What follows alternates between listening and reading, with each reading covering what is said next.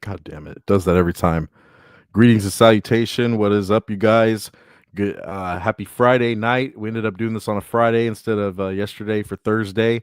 I had to work on some videos and it just ended up working on everybody's schedule a little bit better than we did Friday night. So shout out to everybody that's watching this on the replay. Check you out in the comment section, and shout out to everybody in the chat.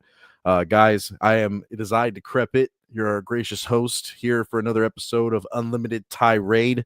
And I am back again with my Tism cast, of course, my mates that I co-host with me on the show. Let's go ahead and get them in the room.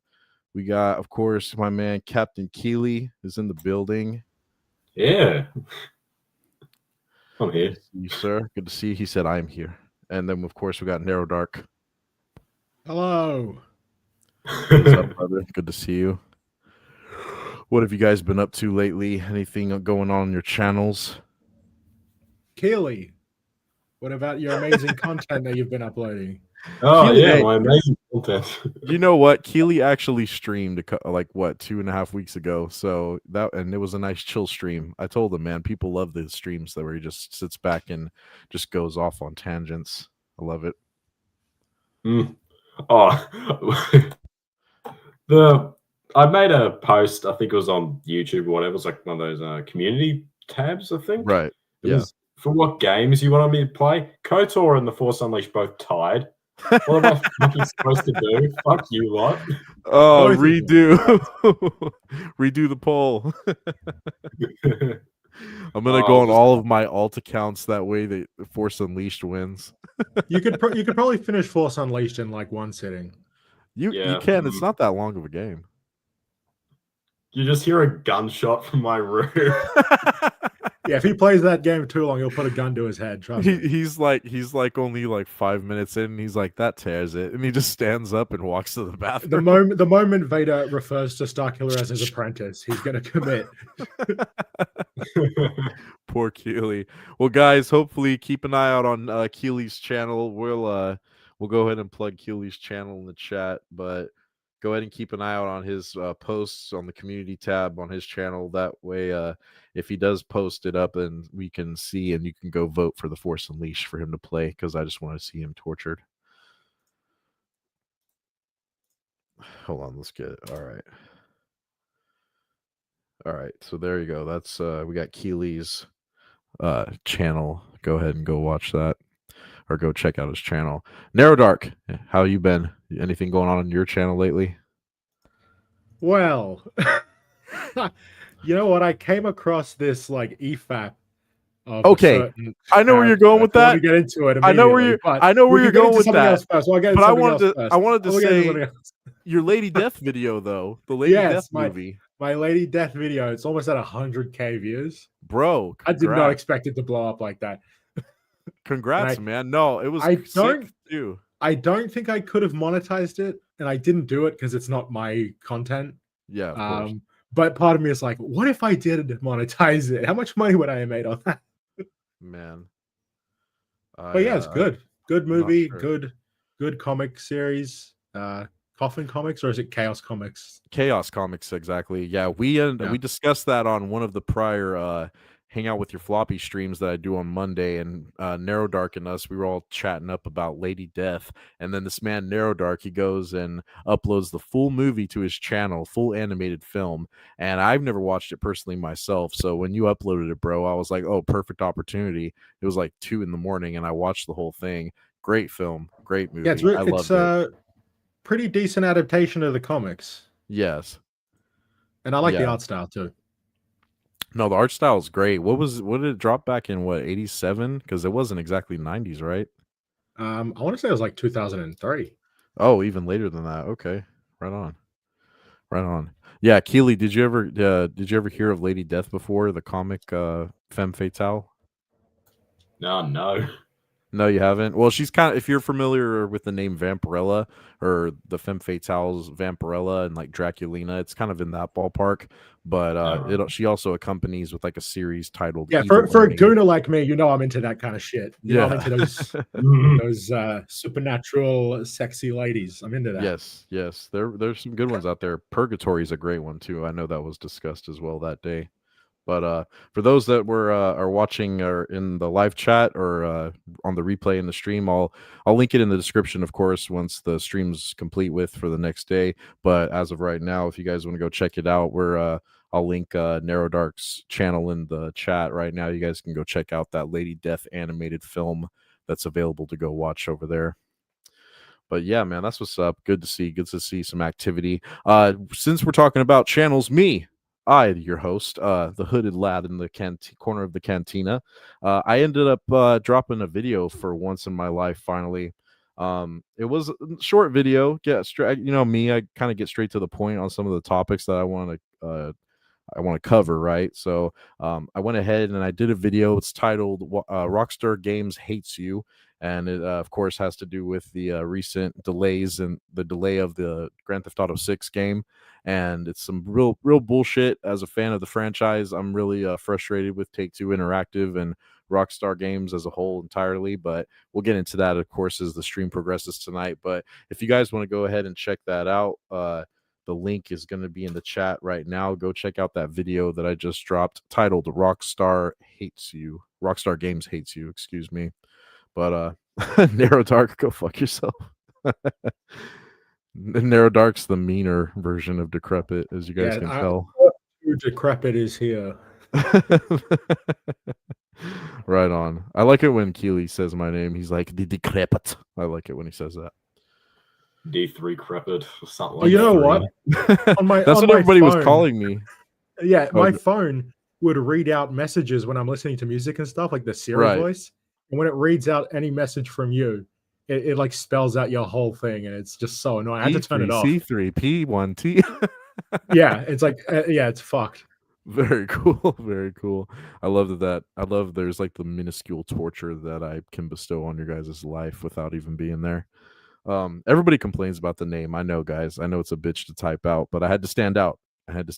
Can't blame me. I'm so sorry. All right. But yeah, man, talking about the stuff we were posting on the channels, people have been going crazy on their own other channels. Of course, other creators have been going crazy as of late. Whole lot of shill business in like the corner pocket of like the shills for Disney, shills for Marvel, DC, etc., etc. I ended up getting into a little bout earlier today on a comment section on YouTube video that someone's discussing the new Green Lantern show, and it's the release. And I kind of went on a tangent as well on the other day on X. You guys can follow me on X. The link to that will be in the chat later on down the line. But yeah, Green Lantern show. There's basically is going to potentially be a bait and switch with Jon Stewart taking the lead and taking it from Hal Jordan. And Narrow Dark, I love to bounce the ideas and off your head, but like, do you really think that that's going to be the case, or do you think they're going to let them be a tag team kind of thing, like the duo cop show for like a few episodes and then give it to him solo at the finale? I wouldn't be surprised if in the films the main Green Lantern is Jon Stewart. I also think it's weird to have a Hal Jordan who's like 50, and I don't know about that. But also, there's a few other things, like all this news we're getting out about the new Superman movie that's going to come out like in 2 years or something. Yeah, we Man of Tomorrow. We don't really know anything about the Green Lantern show. But like Jon Stewart is kind of like the definitive version of the character for a lot of people. So again, like I don't think it's that big of a deal, but it's still like kind of lame that our Green Lantern is going to be this TV show and Hal Jordan is not. It's it's like he's Guy not Gardner. He's not our definitive Green Lantern, which it's he like, is. What's with all these middle-aged superheroes? I'm over it. Hey man, this is James Gunn's DC Universe vision, bro. Take it up with him. Like, we get orgy scenes in Peacemaker, and then 50-year-old Guy Gardner and Hal Jordan. So we're getting what's it? Who's the fucking guy?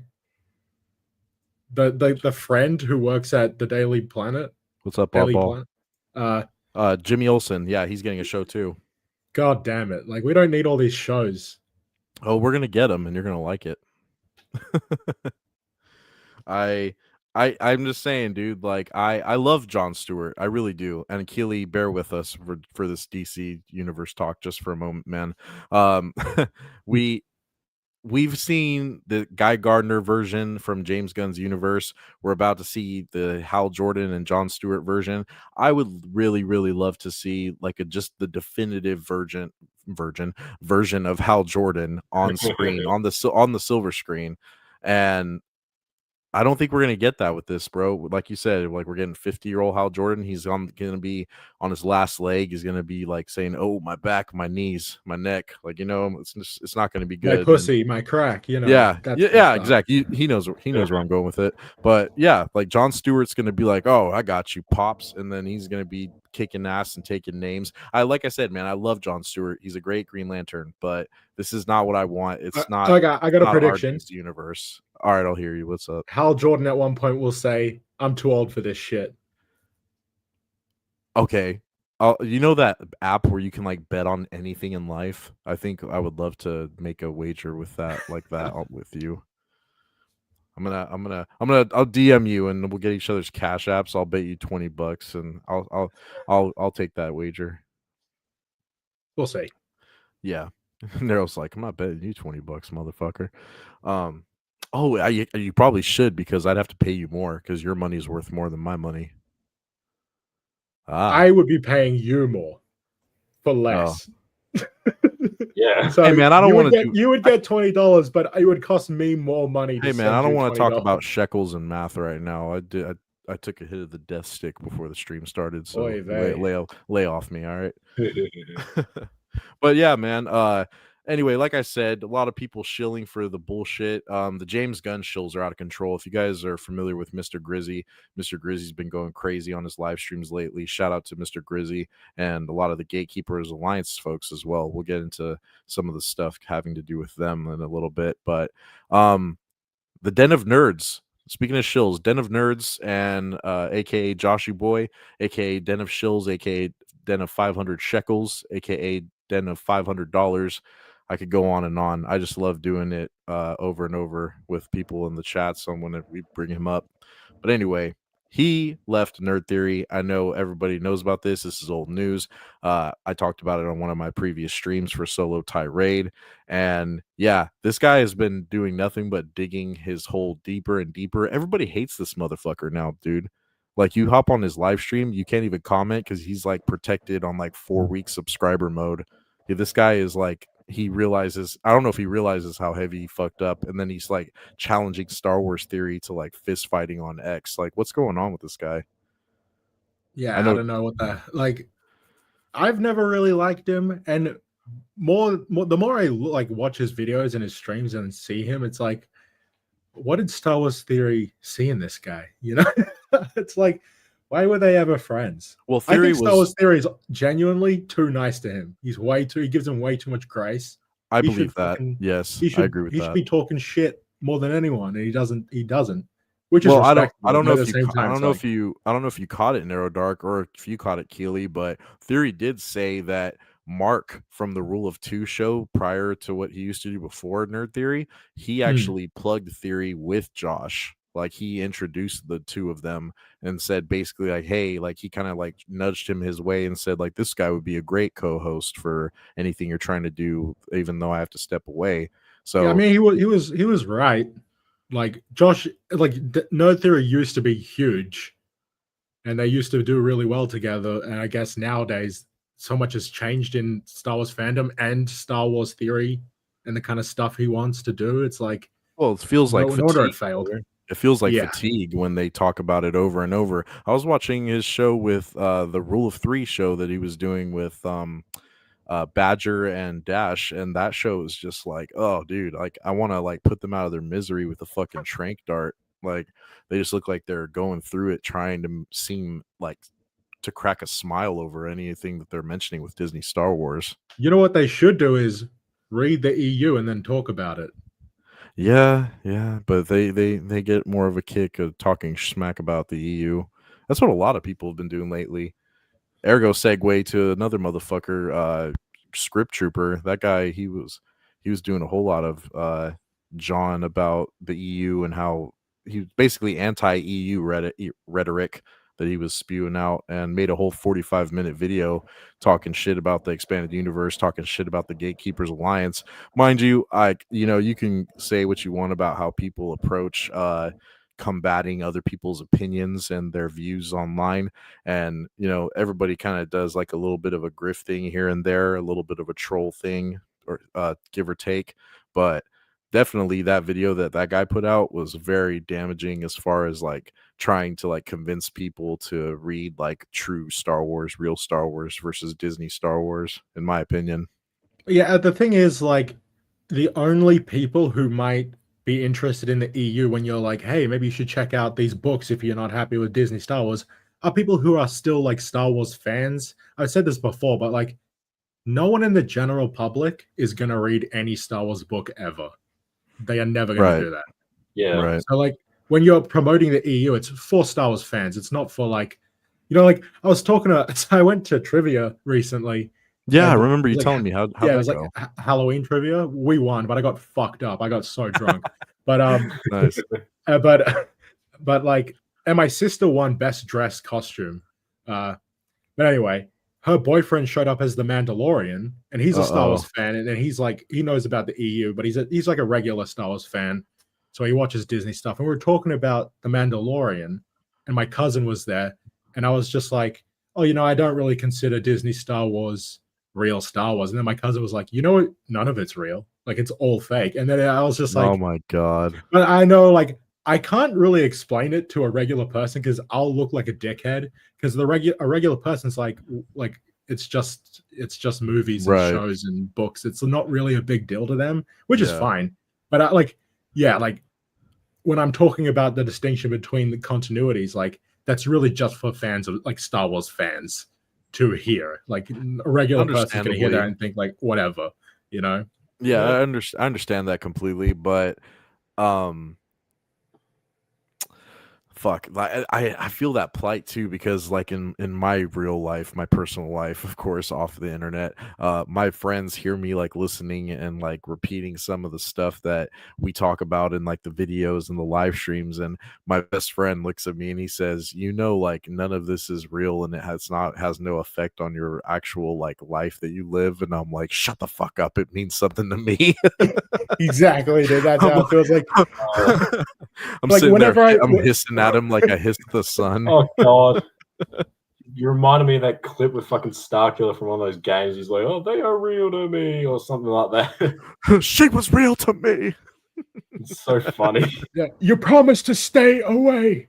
I lied. I lied. I lied. Oh, Fuck. no. No, but yeah, man. Like I'm passionate about this shit, and then like my other friends that have no concern about anything like hobby wise, as like far as like a franchise they grew up with, they just look at me and they're just like, "Oh, you fucking psychopath," and I'm like, whatever. I'm like, let me live in my own world. But for sure, I can't stand. I couldn't sit there and stand through that entire video that guy Script Trooper made because, like I didn't said, even watch it. oh, I had to watch it. I'm surprised I you knew, didn't watch it. I knew. Like, well, when it just looked like he's trying too hard. It looked desperate, you know. It sounded Yeah, I very. got that feeling too. It So I sounded was like, desperate. of course he's gonna do this like fence sitter thing where he's discrediting the EU, and like that's weird how they do that because they are so against Disney Star Wars, but then they try to discredit Lucas Star Wars to lift Disney Star Wars up. That It's weird. Such a confusing tactic, right? Like such a confusing tactic. Definitely that guy. I agree with Tim from United Spacers Alliance. Shout out to Tim. He recently had a stream where he basically responded to Script Trooper's video and then came with some receipts, of course, and links to spread like the true expanded universe stuff and denounce like the fake Disney Star Wars. And I'll link that in the chat right now so you guys can go check out Tim's stream. But yeah, man, this guy, he really he made it sound so bad, like George Lucas like said, like fucking your petty books. And like this guy Script Trooper, like, quote, he said, I'm reading it right now. I had to thumb through my notes real quick. That's why I was stumbling. He said, quote, he laughed at your books or he looked at your books and laughed at you.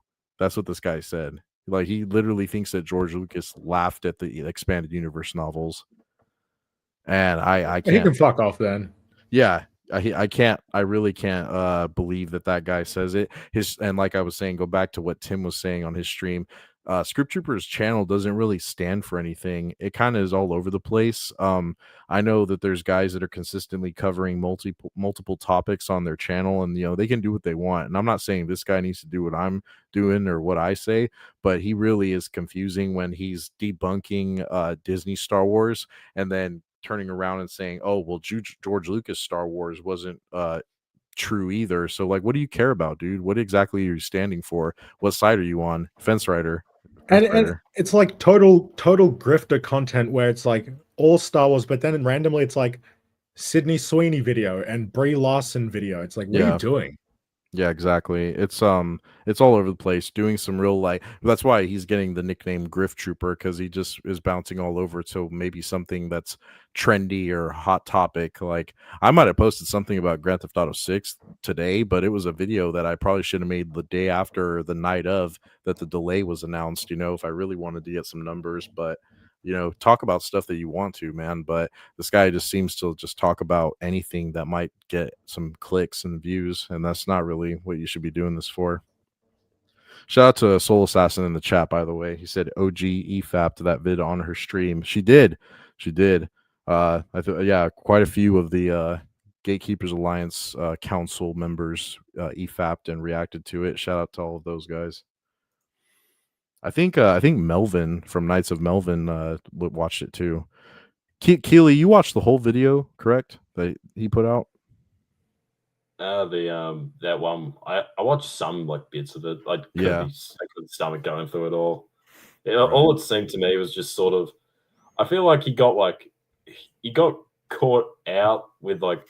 It feels like he's been humiliated and he's trying to sort of fight back, prove himself, prove his worth or whatever. Like he's just exactly, going, dude. Me, Exactly. He got called out, but sad or funny, however you look at it, but this has been a crazy collection of things that have been happening. Like Script Trooper and Den of Nerds both put out their own stuff Den of Nerds put out his own tweet explaining, trying to say what happened with Theory and thinking it was going to sound well, and then proceeds to keep talking shit, and he's digging himself in a deeper hole. This man, Script Trooper, rambled on like an old cackling man on a 45-minute video that he's just sitting there and kind of forcing himself to laugh at all this because he felt like he had to respond to something, and then he's ending up digging himself his own hole because he's getting ratioed on his own video in the comment section. Like these guys, like nobody's had to even like go and attack them or rebuttal like that. They're doing it on their own. They're falling down on their own. And it's kind of like the easiest job that I've seen anybody have to do against shills lately. Soul Assassin said, I'm surprised Trooper didn't move on to the Predator craze. Last few days, people suddenly are fans and lore experts.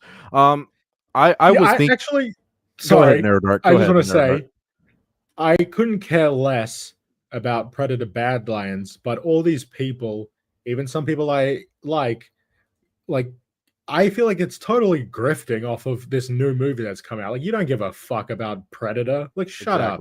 Yeah, you don't care about the fucking lore or what it represents or any of that shit. I doubt any of these people read the fucking Predator comics. Some of them are all right, actually. The Dark Horse comics are amazing. I prefer the Alien ones myself, but yeah, the Predator comics are great. Did you ever read Batman versus Predator? I think so. Have you read? There's also a Superman versus Alien. There is. Those are good, man. Those are really good. Green Lantern versus Aliens is good too. It's Kyle Rayner versus the Xenomorphs. Hell yeah, Kyle Rayner. That's where the term fridging comes from. I'm pretty sure. Oh, why'd you have to mention that now? We don't get into that. You fucking depressing fuck. God damn. Those who know, they know. Fuck. Those. I'll Those tell who you know, about it. they know. Okay, I'll tell Keely because Keely doesn't give a shit about superhero stuff, so I'll just tell you, Keely. Basically, there's a particular comic book where one of Kyle Rayner, the Green Lantern of Earth, he's like the fourth Green Lantern that comes around after Hal Jordan becomes Parallax and then loses his right as the Green Lantern. Kyle Rayner has like a love interest, and basically he's going up against this really fucked up villain. His name escapes me off the top of my head, but he's going up against this guy, and this guy literally finds Kyle Rayner's girlfriend and like kills her and then stuffs her in the fridge for him to find her in the kitchen like that. Oh Jesus. Yeah, and so like the motive behind doing that is to further his character development through the death of a loved one, and that happens a lot in media now. It's always happened, but now it's called fridging from that comic. That's kind of where they get the name from. Yeah, I think I've heard that term before actually, but didn't really know the origins. So that's actually kind of interesting. Yeah. Well, you're welcome. Yeah, I want to say it was like Dr. Light. I don't know. He's like yellow skin. He's got like purple and silver never armor. Mind. Dr. Light is the one who essays, I think. Him. Starfire? The Atom's. No, it was the Atom's girlfriend. He gets into the Watchtower and assaults her. And then the Justice League wipe his memory and make him like kind of a simpleton. And they also wipe Batman's memory of that happening because he was against them doing that. He catches them doing it? Yeah, he tries to stop them because he's like, we can't just alter this guy's brain. Yeah. But they were like, Batman, we're just going to do this moralist. Anyway. Yeah. Batman always thinks he... Yeah, I think it was Martian Manhunter who did it. Yeah. Okay. Yeah, it would be Martian Manhunter because McGann from Young Justice, she had those same powers, able to like scramble somebody's brain and leave them a vegetable, basically. That's actually why Superman. That's why Superboy. That's why Superboy broke up with her. Actually, yeah. What were we talking about?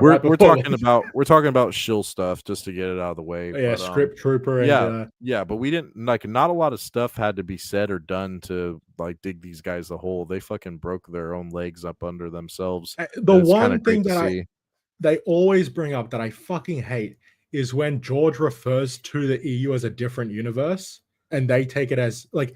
he's talking about the universes of literature and filmmaking, not different continuities. Yeah, the mediums. He's not a fucking nerd who's gonna be like, it's in a different continuity. Like, that's not what he's fucking talking about. Like literally, dude, all these authors literally say verbatim. You can look up the interviews yourself. Multiple authors, James Luceno, Matt Stover, all say it, dude. They were writing canon. They were told they were writing the canon. They were told to write sequels. They were told to write the. And that's the thing about like story. TCW with Dave Filoni. It was made under the assumption that it would fit into the established canon, but Dave Filoni was like, fuck that, I'm going to do my own thing. And that's why, despite it being pre-Disney, it's not part of the EU. Yes. Sort of built under Bubble Boy. That's Donald Trump. Well, Bubble on that shit. Jesus Christ. Keely, you had a tweet that we were going to pull up from Star Wars Holocron, weren't you? Since we're, like I said, we're getting all the shill talk out of the way first of all, and then we'll get into our main. Here we go, main goodies. Shout out to all of you guys in the chat, man. Yeah. Also, Bubble Boy, I think, is the Jake Gyllenhaal movie where he's in a bubble. I haven't seen it. I should check it out. All right. Keely, go ahead and tell us. This tweet. Just Happy Trans Awareness Week in our galaxy and a galaxy far, far away. All your trans characters. So hold on, wait. Can you click on the Jedi pair on the top right? What is that from the High Republic? Yeah, I remember them. I don't know if, of course. I guess they would be like non-binary, and I guess that is included in the trans. They're just like unsullied Jedi. Like, when it comes to this trans stuff, the only one that I think is like really cringeworthy is the clone. I think they call her sister. Yeah. Oh my god. Yeah. It's like on that one, Keely. Go ahead. Look, if you're gonna be trans, at least don't be ugly. It just looks like Tamira Morrison. It's just like, come on, look at that shit. That is gross. I find it very comical that they just got the trans colors. Yeah, like are they part of like a legion with that color? Yeah, bro, this has nothing to do with our fucking real world. Oh my god. It is weird that they use those colors. Because it's from our world. It's from the real world, bro. It's like if they put like the American flag on someone. It's like, what the fuck? Hold on. Because I think it's not that crazy, because A Song of Ice and Fire, in the Game of Thrones books, Renly Baratheon, who's gay, has the Kingsguard, and instead of the white cloaks, they each have a rainbow cloak. And I think that's pretty funny. And they all have like a different colored set of armor, and they're called the Rainbow Guard. I fucking love that's so funny. I love that shit. I think it's so goofy. But like, it's not even, I don't even think Renly's confirmed to be gay in the books. It's just like, he's rumored to be gay, and he's got this rainbow guard, so he probably is. Maybe George R.R. Martin did the change when they started doing the show. I don't know, but I'm pretty sure he was gay in the book. It was just like, it just wasn't. I've never read the book, so I can't speak on it. What was the other one, Keely, on the bottom? The other image out of this. I assume one from a video game, and then there was another one from a movie, but I don't know what that is. That must be like Outlaw or something. Is that from Jedi? That's, of course, that one's from Acolyte. That's the Acolyte. Oh, look how fuzzy, bro! Look how fuzzy the fucking picture is. They had to zoom in on this. Screenshot? They had to zoom in on this shit because they had to go and dig it out. Is that a trans person, or is that just like, bro? What if it's woman? Really a woman and they just said she's trans? Why are you gay, God. Steve? Oh my God. You see that? Why are you gay? In the corner? Fuck me, fucking hell! And this is Star Wars Holocron that put this out. It's weird. Fucking shill. I feel like this would be something that you'd just find, like, it'd be like some Disney Star Wars lore book or whatever for like background characters or whatever, and whatever their name is. Yeah. Focus on. Let's celebrate these nobodies for this made-up holiday. Yeah, it'd be like if they were like random black characters that no one cares about. Like, fucking, let's celebrate these black. Like, what are you doing? You know, but like, since Star Wars is like a sci-fi universe, people being weird and different than a normal person, that's not out of the fucking realm of possibility. It's not out of the realm of possibility, but like, it's just it's like that shit happens. when you hyper focus on this just to like say something and virtue signal, that's And when I it feel looks like cringe. in universe, you're more likely to find someone who's like really wanted to be like kind of like General Grievous, like I'm a cyborg, I'm gonna replace my body with like robotic parts. Well, that wasn't And his that's own how I'm gonna choice. change Someone made the myself. choice for him. Sure, but I'm more thinking of like what was that Boba Fett show? Oh, Like that the gang, fucking mods. Oh god. the mods. Oh, It's you something would. like that. Like that was terribly executed, but the idea of people wanting to replace body parts with robotic parts in a Star Wars universe, like that makes sense. And Sophie Yeah. Thatcher was in that, and she's sexy as fuck. Right Oh, on. God. I'm happy for you, but yeah, like the mods is such a horrible example. Yeah, they were like Power Rangers, fucking with their scooters. They had space I scooters. hated that Anyway, shit. anyway. Thank you for Oh, showing yeah. us this, Keely. Well, that was a good. I remember there was a thank you. whole thread of High Republic LGBT characters. There was like over 50 in the High Republic. Yeah. Very Disney Star Wars. Yeah, sounds pretty on par. Man, speaking of, I'll this will be the last one they cover, and then we'll move on. Speaking of people like self-exposing themselves, Narrow Dark, you wanted to mention the fact about your upload. Okay. Just So so we can I just so we randomly can found mention it, because I wanted to publicly just mention it just to get it out of the way, because yeah. So basically, I found a EFAP all right. of they reacted to the backseater. I guess he reacted to one of Critical Drinker's videos, and Yes. and then I found a stream that Backseater did with Ant, who apparently, according to Backseater, is his arch rival. All And I right. just thought it was incredibly cringe and embarrassing, both his reaction to Critical Drinker and this stream. And then I looked into his tweets and other stuff he said, and it's like this guy's he's excommunicado from us. Yeah, He's so excommunicado. I'm gonna look real quick, see if I can just like find your video, because I want to plug your shit while we're on stream as well. But yeah, I came across this. I'm familiar with the Backseater and his channel. He was always commenting, joining streams. I'll link my video in the chat. Yeah, link the video in the chat for everybody that's watching. And yeah, Narrow Dark put it there for you guys to check out. But this was just a very revealing thing to see, and I can't believe somebody would actually post this on the internet.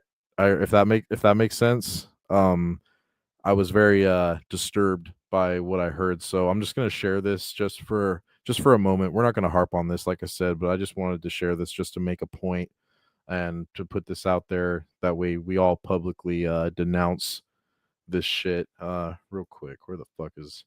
I hate StreamYard. I hate StreamYard so much. I'm not going to rant about it right now, but I hate them.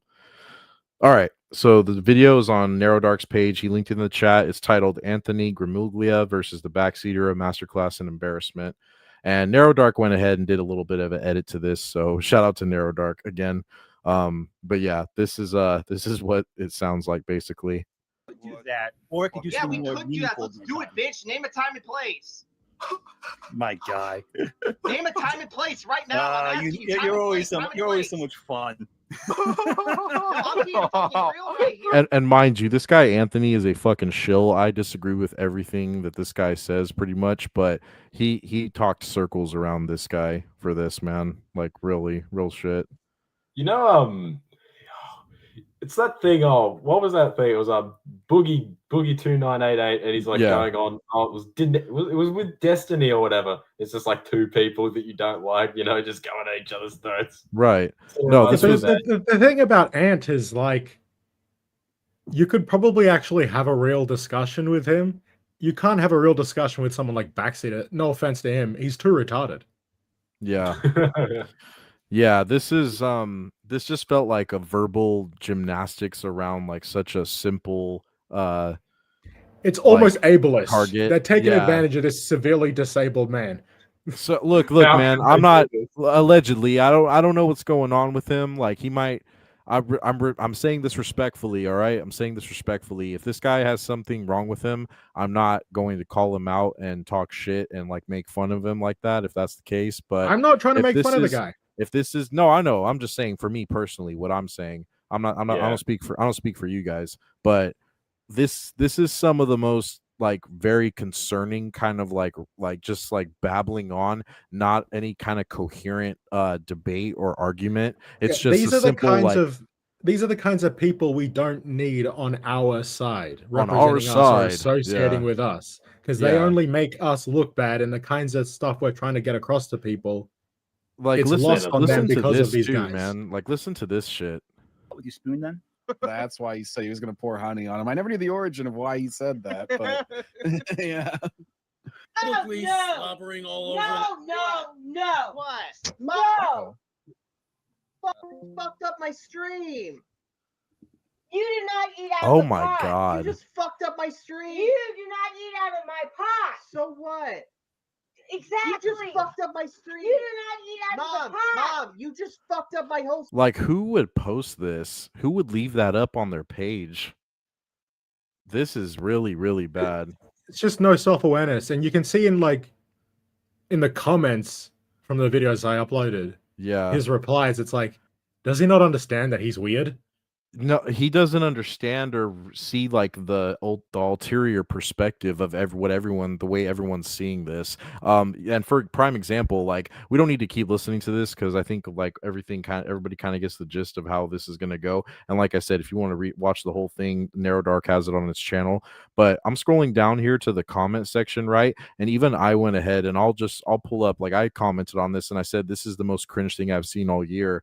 I genuinely had no clue how unhinged Backseater was, and the one recording of him speaking to his mother that way was abhorrent. Anthony's a shill. I hate that I agree with a lot he had to say about this. Who the fuck wants to see someone's child because they think they're using him for clout? That was crazy too. Really adamantly asking, post a picture of your kid. That's fucking weird.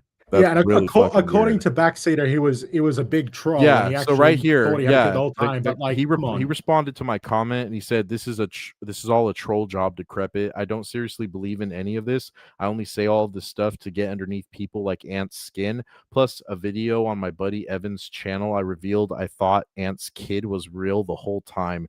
And as for me and my mom, it's okay because we eventually made up and we even joke about it. I don't believe a single word that this comment says. And I also want to say, I don't buy a single word that this says the way he at was all. talking to his mother. If I spoke to my mom like that, she would fucking uppercut me. My mother would shoot me. My mother would pull out a gun and shoot me if I spoke to her like that. My mother would literally bash me in the head with a fucking pot. Like, I would never talk to her like that. Yeah.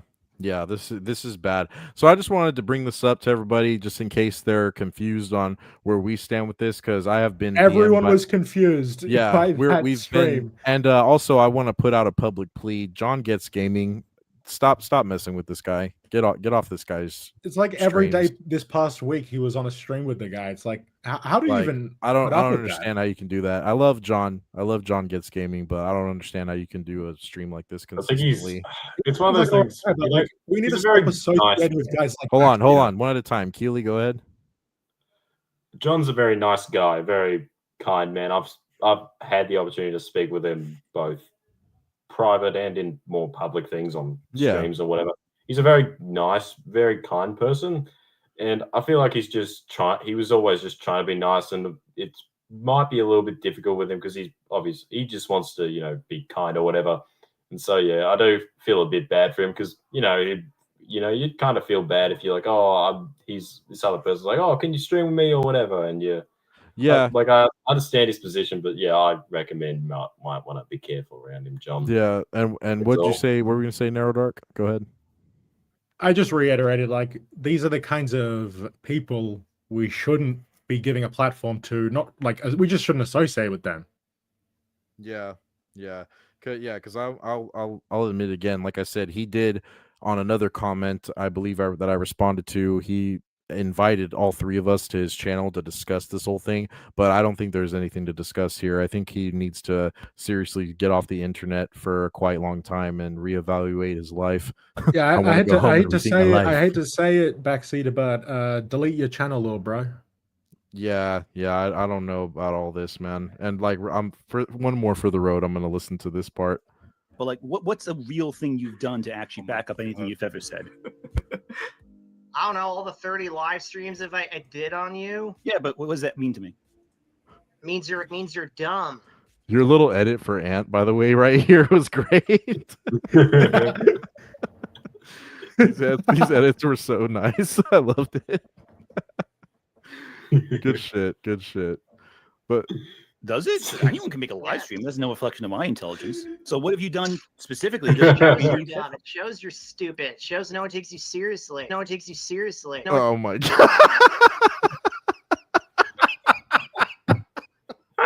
Have you seen that video of him punching? Like, he goes off screen and then comes back with his shirt off and he like punches his head and he's like pretending to punch Ant. That's the whole thing. Oh my god. Okay, I'm gonna get off this. Now it's gonna sound like bullying if I keep laughing. Oh my god. Holy shit, dude. That is bad.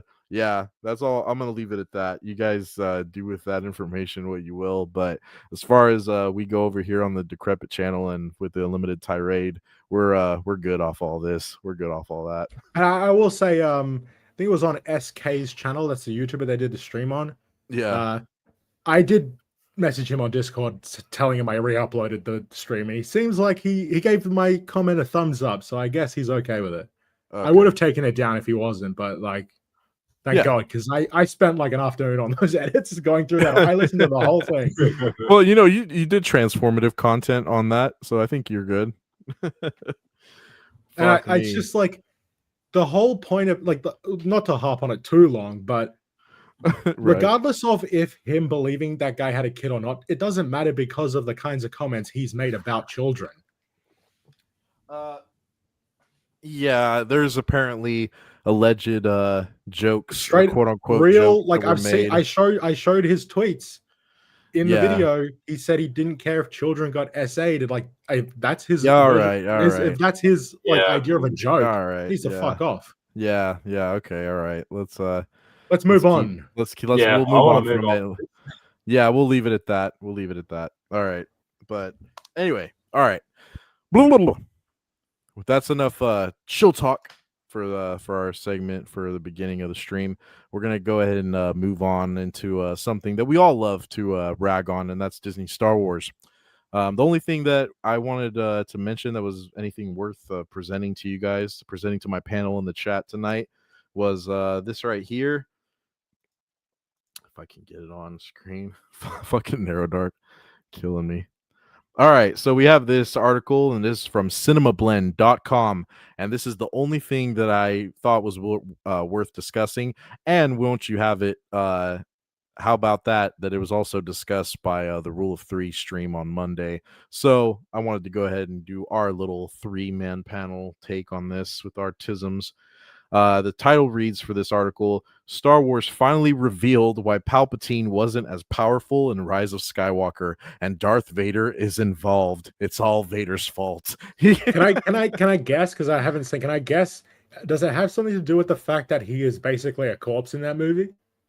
You know, you would think logic would tell you to go in that direction, but I think we're going to get a very long, drawn-out explanation on to why it has something to do with like the dark side of the Force and the connection that he had with Vader that they're going to try to make, even though Vader no longer existed and was turned back to the light side and became Anakin once more in Episode 6. But what do I know? I'm just a old, jaded Star Wars fan. They quote of course they take some more quotes from our OG characters. Good. All right. Goes as follows. Somehow Palpatine returned. Those words from Poe Dameron in Star Wars The Rise of Skywalker may live in infamy online, but it does, by the way. But the fact of the matter is, it was impressive that the former leader of the Galactic Empire survived that fall in Return of the Jedi. Impressive, eh? Keely, do you think it's impressive he survived Return of the Jedi, blown up Death Star too? Oh, yay. being someone who like loves the medium of writing as like something like wider ideas and connecting and making like wider stories and all these things that all have these neat little connections or whatever, makes me fucking depressed every time I see that sort of stuff. Like then it gets worse with everything they do here. I just love especially how Disney Star Wars or Disney Lucasfilm loves to make a retcon of a book with another book that was trying to explain something in their movies. It's really amazing to me how they do this. Yeah. And no one is reading these books. Nope, no one, not even a little it's bit. Pointless. All right, it follows on saying Palpatine resurfaced in the final Skywalker saga movie as the puppet master behind the events of the sequel trilogy, although he was looking worse for wear. There you go, Narrow There it is. He was a walking corpse, worse for wear. The Rise of Skywalker never explicitly stated why Palpatine was in such a weakened state, but now the answer has finally been revealed, and Darth Vader factors into it. Maybe because he threw him down the fucking chute, dude. I would say so. Oh, fuck my life. It goes on and says, in the 6 years since The Rise of Skywalker was released in theaters, fans have learned from hints in the movie and information shared in the novelization and some other Star Wars books that Palpatine transferred his consciousness to a new body when Darth Vader tossed him into that chasm in the second Death Star. However, the new body failed to be a pseudo replacement, and he spent the next 3 decades overseeing cloning experiments to try and create a better one. But on top of that, the new book, Star Wars Master of Evil, that's the new Disney book, has indicated that Vader's absence also negatively affected Palpatine per this excerpt. So before we read the excerpt from the book, this Star Wars Master of Evil is basically like taking the place of kind of like the Rise of Dark Lord Darth Vader novel that's after Revenge of the Sith in a way, from what I'm gathering. And they are also taking, of course, with the new body not being a suitable replacement, and then him overseeing cloning experiments to try to create a better body. Of course, that's ripped from, we all know, the Dark Empire adaptation comic book and novels. So if you guys haven't read or listened to those, the audiobooks or read the comic, I urge you to do so. But a whole lot of stealing, whole lot of bastardization, whole lot of replacement theory. Like, this is just utter bullshit. I don't know if Narrow Dark, if you saw anything about this book releasing as of late in your news hunting. I literally do not look into Star Wars news at all. Well, okay, look, I'm not trying to put you on the spot, but you have read some of the Disney comics just to tell us how shitty they were. Sure. So I'm surprised this didn't hit your table one way or the other. You know what I mean? Like, look, maybe I'll check it out eventually. Self-harm you meant to inflict on yourself, like, come on. Oh no, it's self-inflicted wound, of course. Like, it's little minuscule torture, like I say. That's gonna get clipped. I'm fucked. The cover art looks kind of interesting. Did you already looked at the cover? I don't think it has. Yeah, it's like Darth Vader, but he's all like fucked up looking. I don't think it has it on here. But I'm sick of like this sequel shit, like being so focused on Darth Vader. They do this with the Kylo Ren comics. It's all about his relation to Vader. It's like, well, they have to have a draw, bro. They have to have something that brings people to the legacy era and these characters are fucked. Yeah, it's bad. All right. So the excerpt from the book reads, this is what's written in the Darth Vader Master of Evil, Star Wars Master of Evil book, published from Disney Star Wars. The power of the dark side is the truth, but it is not a truth to be shared. Its secrets are to be gathered, hoarded, kept for the self. That is how it is meant to be. The master's strength and power come from the anger and fear of his apprentice. What the fuck? Huh? What the fuck? Huh? So what they're saying is the apprentice, their presence makes the master stronger. The master should be the opposite. And power come from the anger and fear of his. So he's feeding off of his apprentice, but also the apprentice has to be powerful enough to overthrow the master. Like, yeah, but also let's not forget Palpatine in Rise of Skywalker shot lasers into the sky. Yeah, so but that was walking corpse weak Palpatine, right? Like It's that's the same guy. That's him being weak. As so they say. But like So they it doesn't say. even make sense that he's weak. Like it only make like in the film, it just makes Rey look super powerful. You don't need like this is bullshit. You know, like trying to make Palpatine was actually weak in that movie. He fucking shot a nuke with his hands into the fucking sky. That's took down an entire fleet, disabled an entire fleet of ships. And apparently he's weak. So can Disney Palpatine at the height of his power in like episode 3, could he just like fucking destroy a planet or some shit? Like what are they talking about? I don't know, man. He seemed overpowered in Rise of Skywalker, but now they're saying he's weak. He was weak. Gilly? Everything's so backwards. It's sad. This is pretty bad, mate. It goes on to say, let me get in character. The master uses that power, absorbing the resentment, fueling the fire, focusing his power and his grip on the dark side. It is the apprentice that makes the master, not the master the apprentice. I can't even finish that. What the fuck? It's the master that makes, it's the apprentice that makes the master, not the master that makes the apprentice. That goes completely against the original trilogy. That goes against the entire Sith code and rule of 2. Yeah, like God, kill me. It's not like, yet. The whole point of bit longer. The whole point of like the apprentice becoming the master is that the master makes their apprentice so strong that they become their superior and they take over as the master. And yeah, if you're a Sith if you're the Dark Lord of the Sith and your apprentice gets strong enough to kill you, you did your job right. Like you did a good thing in the eyes of the dark side. Like these people, they don't even fucking understand what they're talking about. Oh fuck my life, dude. Now I just want to get through this because to fucking appease Keely's brain. For those who haven't heard of Star Wars Master of Evil until now, like us three, this book written by Shadow of the Sith's Adam Christopher. Hold on. What's Shadow of the Sith? I need to look that up because if this is a guy that did like an actual EU book and then he came back. So the book Shadow of the Sith is about Lando and Luke on that desert planet. Okay. So it's a Disney book. So it's like when Luke, it's like how in the Rise of Skywalker Lando's on that planet. It was like the story that set up them knowing about that, I guess. But this is all after the fact of the movie releasing. Yeah.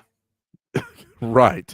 So it goes on to say, follows Darth Vader shortly after Revenge of the Sith. See, I told you. See, Dark Lord. See, takes place instead of the Dark Lord of the Darth Vader, Rise of Vader, Dark Lord of the Sith book. It's this shit.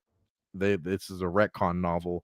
As he embarks on a journey to understand a Force vision he witnesses while forging his red lightsaber, and that also retcons their Darth Vader comic right there too.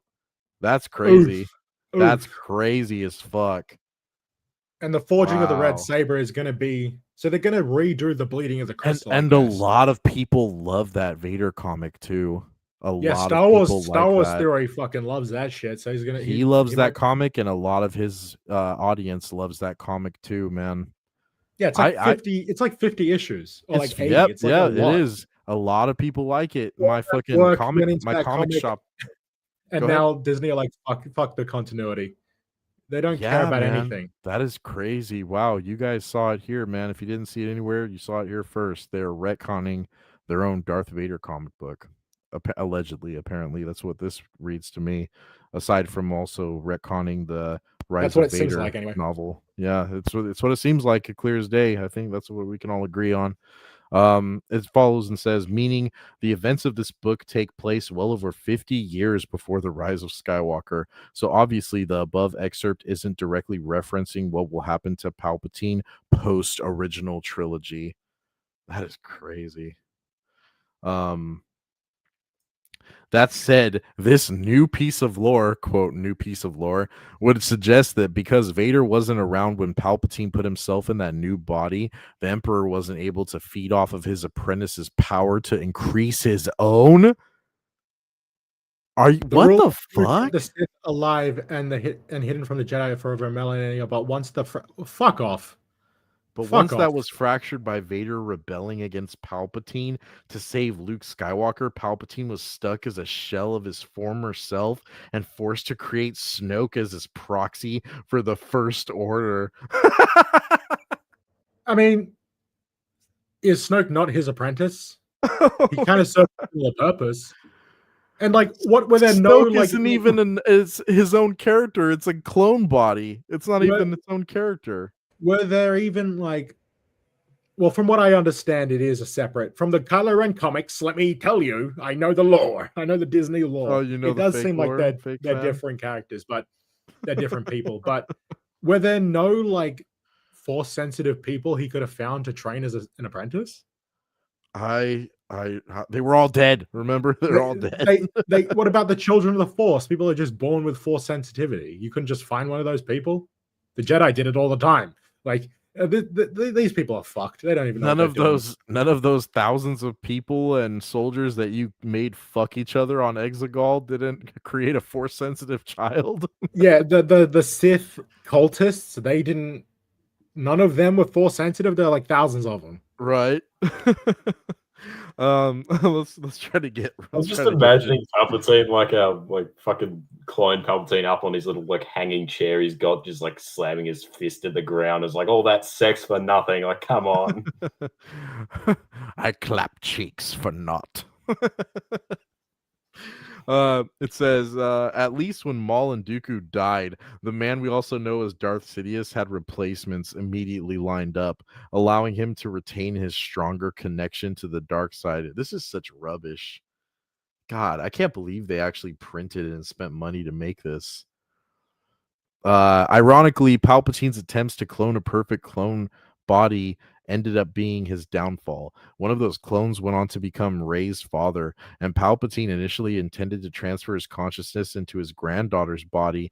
Then, when he sensed the dyad between her and Ben Solo, the dyad of the Force, he started to absorb their life force to rejuvenate his own body. Fortunately, Rey finally destroyed her grandfather when she successfully deflected the Force lightning he attacked her with right back at him, and hopefully he'll stay dead this time. One can only hope.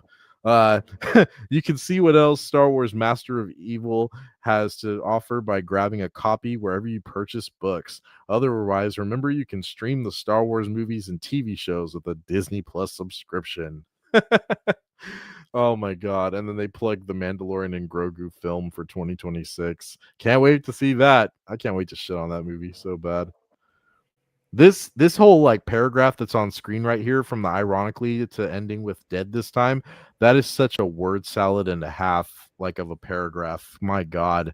Like all this word gymnastics and like linguistics that they have to throw at you to like rationalize their lore that they're retconning in real time is honestly quite bizarre.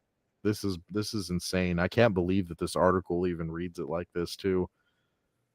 But it's very what's the word? It's very transparent though. Very honest and transparent that they don't know what the fuck they're talking about. No, it's all explained, guys.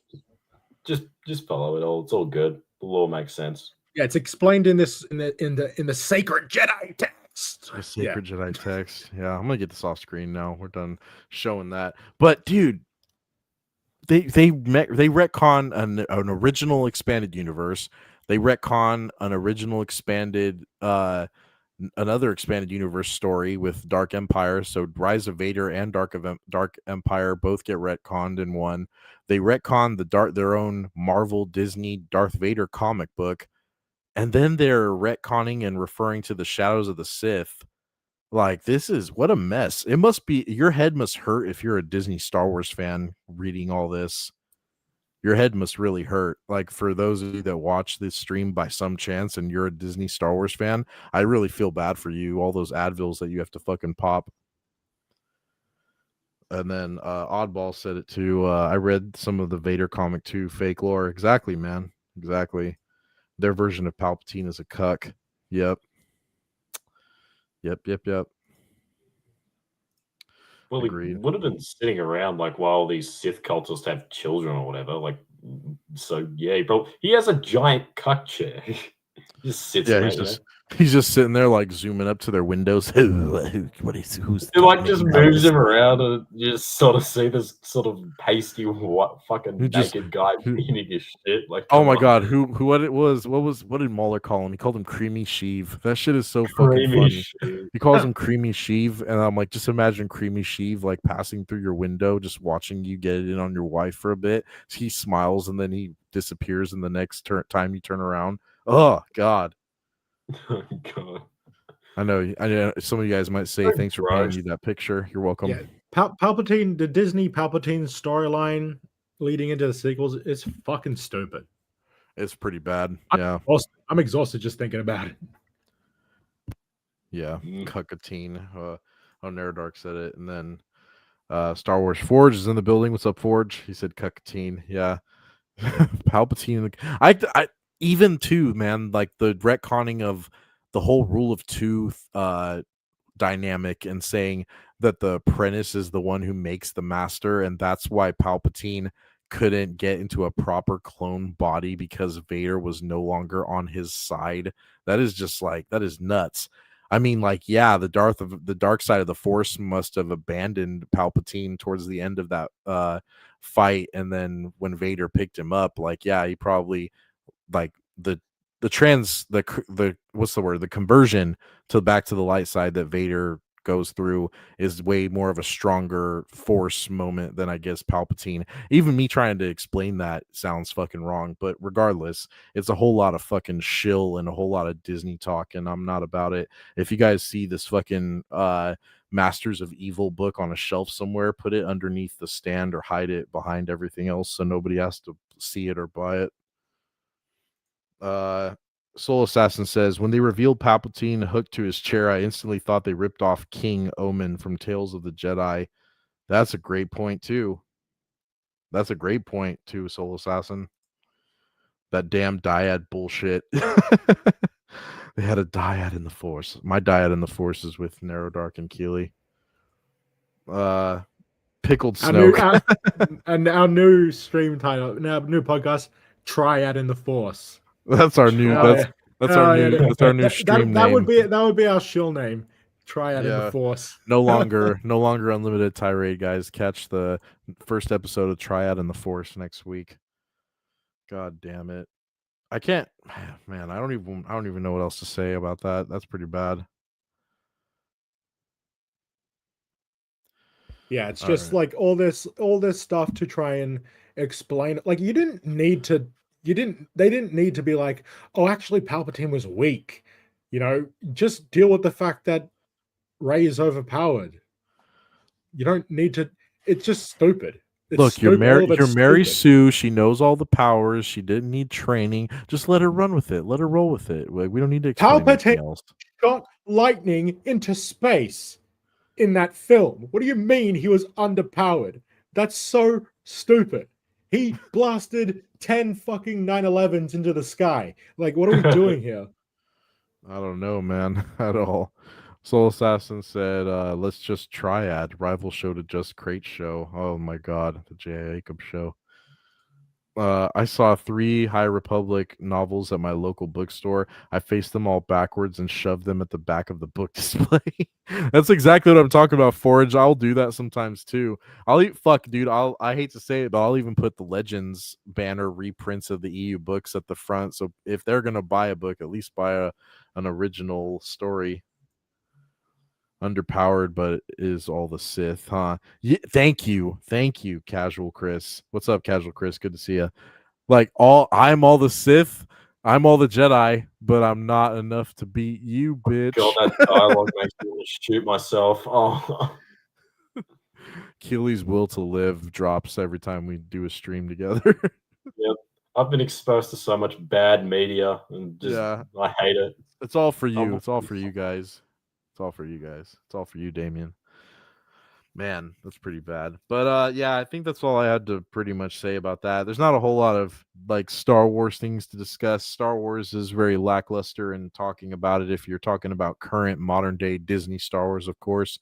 Has any of you guys been checking out or reading anything EU lately? We can end the Star Wars segment on a high note. No. No. Nar. No, Cleo, no. I've been too busy to read, but I did buy a bunch of secondhand books. So, hell yeah. Oh, EU copies, like paperbacks? No, I tried to look for some, but no one wants to give away their EU novels. You're not going to find them around here. But I went to some like posh fucking secondhand store, but they had a lot of really good like sci-fi stuff. I got all these old prints of like the Dune novels and stuff, and yeah, my sister, thankfully, because I didn't want to pay for it, bought me a hardcover version of A Dance with Dragons, one of the fifth Game of Thrones book. Oh, it's cool. huge. It was Nice, like huge, and I think if I bought it from like Amazon or something, it'd be like $100. But I got it. She got it for me for like 25. Yeah, I hear that's cool. I like that. Soul Assassin said that's what I suspect, but they put High Republic sample chapters in the back of the Essential Legends books to make it look like people are buying High Republic. Yep, that's another method as well. They do. I've been listening to the New Hope radio drama. It's Stop. He forgot his E's twice. He said dope. Yeah, okay, yeah. right on. The audio dramas, I think, for the original trilogy, they're all on YouTube. So you can yeah, listen they're to all them. free. Yeah, they're all free to listen on YouTube. The audio drama, especially Mark Hamill's the only one of the original cast that performed his character in the audio drama for New Hope, at least. Mark Hamill was actually psyched when he did Star Wars. Go to pawn shops near military bases. They always have good stuff. Another great point. Thank you, Soul Assassin. Where the fuck are military bases here in Australia? Bro, where do you think I fucking live? The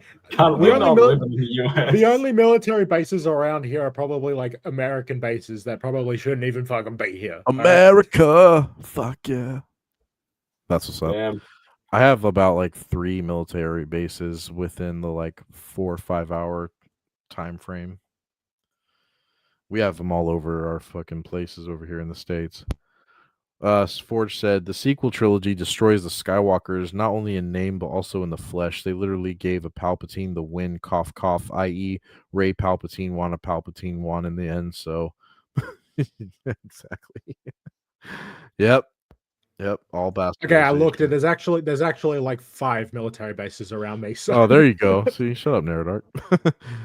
He said New Zealand has 1 or 2 military bases. Okay, you're in New Zealand, Forge. Oh, so we can just conquer you. That's good. All right, don't worry, Forge. We'll come save you. It looks like your country needs some freedom. Then Soul Assassin said, I thought you lived in America like the rest of us civilized people, Neurodark. Oh, fuck me and Keely, we live in a hellscape where all our rights are being taken away, just like our machetes. I live in the down under. They done took our machetes. They done took our machete. I was actually so cut about that. No pun intended. Like, I saw like a machete bin where I was like out and I saw one. I was like, damn, I wish I could get a machete. It's like I'm sure that depositing these machetes is going to stop criminals from using machetes. Oh yeah, that's totally. I didn't want to own a blade until my blades were taken away from me. Dude, that's how it happens, a lot of man. farmers that actually need sort of machetes. They're actually kind of useful, and so they were really pissed off about this. It's like they don't give a fuck. It's just performative bullshit because they don't want to deal with the real issues. Forge said, "I'm a Kiwi. I want a machete. Me too. Now I want one oddball. I know. People say we are the most free people, but not in Sydney, at least. Right on. Anthony Albanese. Sydney's fucked. Yeah. Oh god. It is like, genuinely like it's fucked up. It's your biggest city, and you have like a lot of homeless and drug addicts there. Is Sydney the biggest city? It might be. Melbourne, I feel like Melbourne might be a little bit bigger. Sydney is like a massive shithole, and it's basically like New York but worse in every way. Oh, so it's like Seattle. Interestingly, we refer to Seattle as our fucking trash can city because over here in the West Coast, whole lot of drug addicts, whole lot of like bums and homeless people making their tent fortresses and cardboard houses. Sydney's been pretty bad for a while. Like even back like during like the 70s and 80s, there were pretty big problems. But it was sort of it was more or less at the night time that you'd go in the city like normal. Daytime was pretty fine, but when night came, it's drugs, booze, prostitutes. It was kind of crazy during the years. Now it's just depressing and bleak. It's just drug addicts everywhere. It's like, at least back then it was like some party vibes or whatever. Like you could actually go around. I've seen Seattle used to back then the cocaine was actually like pure and good. And now it's just a lot. The drugs were better, man. The drugs were better back then. That's true though. Everything was better back then, bro. Star Wars was better. Maybe for you white folk. Here we go. Brandon in the chat. Hey everyone, what's up, Brandon? Good to see you. Brandon was live earlier, so everyone go check out his live. Brandon, have you read any EU material lately? Because we have not. Yeah, we were just talking about the EU real quick, and we were getting off of the chill topic to move on with the stream. Thought I'd drop by. Good to see you, Casual Chris. I'm all for multiculturalism until it fucks everyone up. Yeah, same here. I thought it was Brisbane. I've been there many times. Brisbane. I thought it was Brisbane. I've been to the set of Home and Away though. Oh, cool. Brisbane is kind of like people are doing crack. Oh, so there Baltimore. That's yeah. We have a city like that called Baltimore over here. I don't think Brisbane's not that far from Cairns, and Cairns is kind of like our Florida. Oh, okay, gotcha. Especially with like the environment, like the nature and stuff. Cool, very, very. But cool. It's also full of crackheads as well. Nice. Look, there's probably a crackhead around every corner in Australia. You know, I live out in the country, and I have homeless people like 2 streets down. They live under a bridge. Gotta love California. It's pretty drug infested, Brisbane. Yeah, I hear you. Brisbane. Brisbane. Melbourne. Brandon said for the EU talk, he said, I've been going through Labyrinth of Evil again. Finished my collection of the original Clone Wars adventure series, and I'm planning on reading the Han Solo trilogy. Very cool. Very nice. Labyrinth of Evil, I just did the Dark Lord trilogy like a month ago. I ended up reading all 3 novels. And yeah, it's a great trilogy. Great stuff. Revenge of the Sith is probably my favorite, one of my favorite EU novels. I was playing we'll segue into video games with this. I was playing the Revenge of the Sith video game actually the last like 3 days again and brushing up on my saber skills. That game's actually fun once you get good at it. I don't know if you guys have tried it recently or in like the last few years at all. Is that the one with the alternate ending? Yes. Where you can yeah. I remember playing that at my friend's house when we were in like primary school. Yeah. It came out the same year as the movie. I don't know. I think a little bit before the movie came out. That is like a lost art. Video game tie-ins to films. Yeah, like I think like the first few Marvel movies had that. Like there was a Captain America one. And the Iron Man game one on 360. Yeah. The Lord of the Rings games too did it on GameCube, PlayStation 2, and Xbox. The Lord of the Rings, the Fellowship of the Ring, Twin Towers, and Return of the King adaptation video games. Those were pretty sick. I just love it when these like video game version of the films like they just come out and it's not lazy, but they like do the story with like the clips from the film. I just love it. Like the transition. Go ahead. The X-Men Origins Wolverine game. Oh, really good. Beautiful. Really good. I'm pretty sure we've brought that up before. That sounds familiar, us talking about it, but that game's amazing. Yeah, Soul Assassin. Yeah, the Wolverine game was more brutal than the movie. Exactly. I still have the Revenge of the Sith game, best multiplayer system ever. It was fun playing like against a friend. Like you plug in the 2 controllers, and I brought it up before on a stream with the panel before as well. You click the same character, and then you have like a light side version and the dark side version. Or if it's a dark side character, then you get the light side version as like the alter ego. So you get like Count Dooku with a blue lightsaber if the other guy that you're playing against picks Dooku. Or then if it's Anakin Skywalker, then instead of the blue lightsaber, it's the red lightsaber Anakin Skywalker with his hood over his head. So I like it. It's very, very fun. Very done well. Brandon said, movie tie-in video games rarely happen anymore. Closest we've gotten lately is something like RoboCop Rogue City, RoboCop, dude, I've been wanting to play that game, but I don't have an Xbox Series X yet. I want to play that so bad. I think the trend mostly died out in the early 2010s. Yeah, that's what it feels like.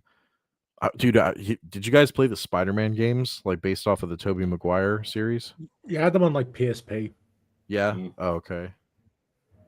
Yeah, those games were great. I had them on GameCube myself. Voice acting was awful though. Tobey Maguire did the voice acting at least for the third game. I know that fucking terrible. He was he did all three, I think.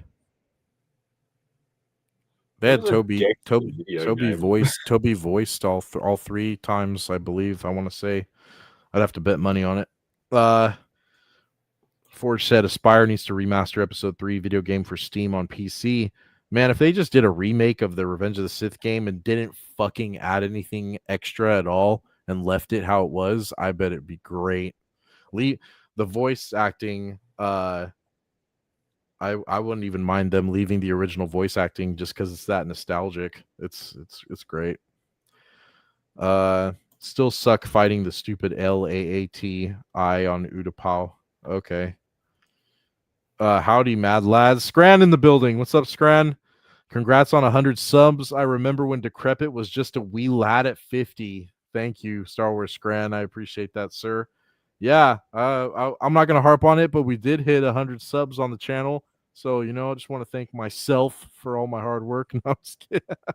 Just kidding. Shout out to Scran and like friends of the channel here, like my panel, Narrow Dark, Kit Keeley. I know I said it and I kissed ass on X the other day, but really appreciate all the guys that made this channel happen with me and like really gave it a chance and show support. So, and shout out to all the people in chat too that fuck with the channel. And if you guys already didn't know already, man, I did drop a video before the stream started. So if you guys haven't checked that out, I have a video and you guys can go look at that. I have it linked in the chat right now. You guys can go put it in a new tab, save it for later. But we'll bring that up again towards the end of the stream, just so I can glaze myself one more time. Real OGs played the Spider-Man game for the PS1 with Carnage. Doc Ock Boss said Soul Assassin. I never played it on the PS1. Or wait, that's not Maximum Carnage, right? I'd have to look at that again. Soul Assassin. I love fucking PlayStation 1 era. Sierra Keto, the Padawan with the 2 green lightsabers in Revenge of the Sith Forge. I thought her name was something else. I'm requiring $500, said Edwin. What's up, Edwin? Good to see you. He's talking to Soul Assassin. Howdy, people. What's up, brother? Good to see you. And then right there, you guys can go check out the new video I just dropped. It's titled Rockstar Games Hates You. And I think we're already on the subject of video games. Speaking of that, we can go ahead and get to our main topic of discussion, which is Grand Theft Auto 6. Guys, are we hyped? Keely, are we hyped? It's been delayed for like how many fucking times now? It's like been Jesus ages. Christ. It's been ages, man. You know how much this game fucking cost? It's like in the billions, cunt. Like Jesus. Well, we're gonna get into that, man. We're gonna get into that definitely. Narrow Dark, are you ready for Grand Theft Auto 6? You know what? I'm definitely gonna pay full price for it, like an absolute. You're gonna fork over that $80 to $100. It's definitely gonna be like 120 here in Australia, especially on like PS5. It's gonna be over $100 easily. But easily, look, yeah.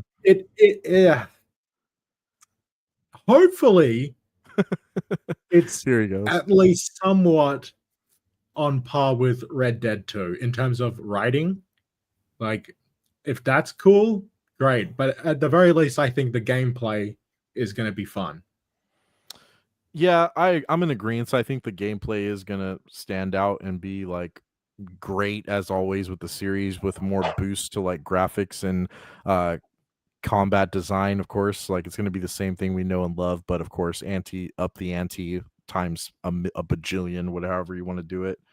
But yeah, I'm excited. I still want to get my hands on it and play it, but this is what the third delay that they've announced on this. It's been 12 years since Grand Theft Auto 5 came out, guys. It's been 12 years. 2013. I remember the day vividly. It's gonna be like a year from now when it releases. Yeah. I'm gonna go ahead and pull up an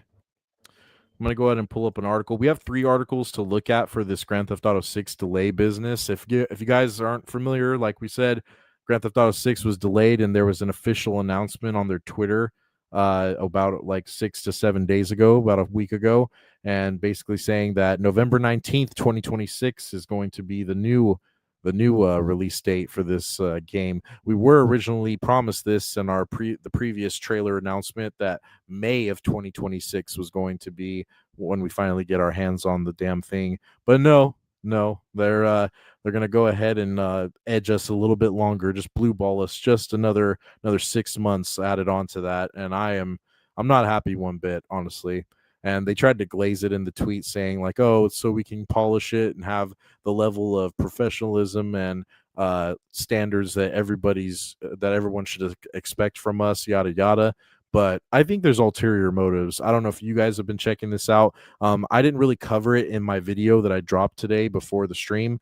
I definitely kind of left it out on purpose because I knew I wanted to cover on the stream live with you guys, and then I was going to kind of hand in hand use the video and this stream as like a kind of like codependent kind of watch thing for people to check out together. So let's go ahead and look at a couple articles that this says. So the first one we're going to look at is basically an article from thegamer.com, and they basically say, well, they don't basically say, but they pretty much say like, oh, Grand Theft Auto 6 delay is reportedly all about polishing to prevent a cyberpunk scenario. Now, I don't know if anyone remembers Cyberpunk, but the disaster that launch was not pretty, especially for a lot of people that expected a lot better from CD Projekt Red. I know I did. I know I was in that camp. What about you guys? Like, do you guys remember the Cyberpunk debacle yourselves? Oh yeah, I remember buying it on PS4, and it didn't work, and I never played it again. But then I got on my PC later, and I've played it. It's a good game. It's definitely overhyped. I don't know if GTA 6 is going to be as like disappointing, but as glitchy, as like glitchy on release stuff. Obviously not. If that's the case, then they're delaying it this much longer just to get it right. But yeah, you've had fucking 12 years. You've had 12 years. Probably have been developing it for at least 10 years.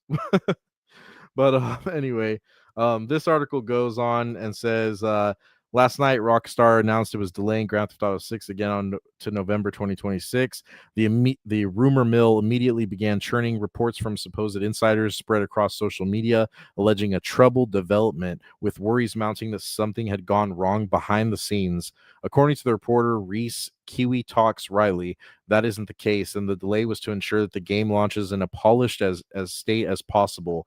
I've seen apparently some insiders saying, quote, it's been delayed until 2027 and the game is in a messy state. I highly doubt this, and no one I have spoken to has corroborated it. Riley said, GTA 6 is content complete, and all the work from here on out is optimizing the hell out of it and making sure all the systems work to prevent a cyberpunk scenario. Lining up with Riley's claim, Take-Two Interactive CEO Strauss Zelnick told IGN that more time was required to polish, noting that when our competitors go to market before something was ready, bad things happen. That's another thing I wanted to say too, bro. Like, the next Call of Duty's coming out next November as well, same month. Like, this is going to be, if the Battlefield 6 wasn't a Call of Duty killer for this year's Call of Duty, Grand Theft Auto 6 is going to be killing whatever they come up with next year. And I'm supposedly, what I'm hearing, like through my sources, it's supposed to be the next Modern Warfare 4. And the last one was fucking shit. So I know, man. And this next one's either, if it doesn't suck, it sure is going to be overshadowed by the monstrosity that is this game from Rockstar that's coming out. Definitely, in my opinion. Real quick in the chat so I can catch up. I've only had my eye on Red Dead Redemption. As for GTA 4, I think you meant 6, Brandon. Chances are that will be a disaster. It might be because like I said, we're gonna keep reading and continuing on. Every game that has some sort of crazy delay turns out bad, speaking from my experience. Well, I think everybody in chat and on the panel can agree in that regard. Like the experience we've all gotten, a lot of games come out unfinished, and then they expect you to deal with it until their updates and patches turn in while they're sucking money from you in microtransactions. That's for certain. Forge said, I would be getting GTA 6, I think he meant. I don't support these greedy AAA video game companies who hire people who support the deaths of people who disagree with their retarded views. Them can get fired. Yeah, that too. That's a thing for sure. Cyberpunk took my innocence, said Oddball. I'm so sorry to hear that, Oddball. I'm just a Red Dead Redemption guy. Red Dead Redemption's great, dude. I'm replaying the first one right now. Me and Narrow Dark, we talked about that on the last Unlimited Tirade. Part 2 is excellent. I love that fucking game. But anyway, the article continues as we go on this. Layoffs, ruthless, union busting, low morale, and a potential legal action. GTA 6 could miss more deadlines in the future. Others have also suggested that the recent layoffs described by the Independent Workers Union of Great Britain as ruthless union busting were to blame for the delay. That is patently untrue. Now, I'm going to stop right there for a moment because this article is coming to the company's defense. I just want to point that out to everybody. Like this article is not claiming that these layoffs had anything to do with busting up talks of a union, but that's exactly what I believe had happened, and that's what ties into this delay, because Rockstar is claiming that they leaked information in a company Discord between employees, that information about company secrets was put out, right? And so that's their cause and excuse for laying off these people. But I believe I don't believe that any of that's true, because there was a whistleblower employee. I'll have to find the source, and if I don't find it during the stream, I'll have to link it in the description. But there's an employee from this union busting that took place, and he said nobody leaked any information whatsoever. No one leaked company secrets. It was purely a company Discord that they were all entitled to use and discuss their business within. And this was just an excuse for them to get rid of some folks. There was layoffs last year. There was talks about DEI and ideology training and like coaching for people to conform to these rules that people like Sweet Baby Inc. were hired to enforce, and for other gaming companies, yada yada. You know the deal. And so I just think this is a whole lot of jargon that's being coughed up. The real exact reason for this is kind of like up in the air. It's unknown, obviously, to the general public. We can go off of these rumors and these insiders all we want, but we're not gonna know the real deal. But once the game comes out, that's gonna be the real meat and potatoes. If they delay this one more time, I think there's gonna be even worse of backlash than there was for this announcement on delay. Honestly, in my opinion, I think it's gonna get way nastier. Like, what do you think, Narrow Dark? Do you even feel that there's like a resentment building up for this? I mean, I've definitely seen some people complaining about it. If it gets delayed again, then fuck the game, honestly. Well, that's what a lot of people are saying right now. Saying like, oh, it's been delayed so many times that it better be perfect, and everyone knows it's not going to be perfect. Yeah, like Edwin just said right here, I lost interest when it was delayed from the second time. Yeah, like the delay that came around again. And the gall of this all too is, like I said into my video as well, man. No trailer 3. We're not even going to get a third trailer, I guarantee you. By the time that May comes around, when the game was supposed to come out, they don't even drop a trailer then. We've been sitting on the first trailer since 2023, mind you guys. The first trailer for the game, for the official game of Grand Theft Auto 6, was released almost 2 years ago. This rollout, it might be. Rockstar is very high demand. This game is going to be in high demand. It's going to make waves and it's going to blow the fuck up when it drops, of course.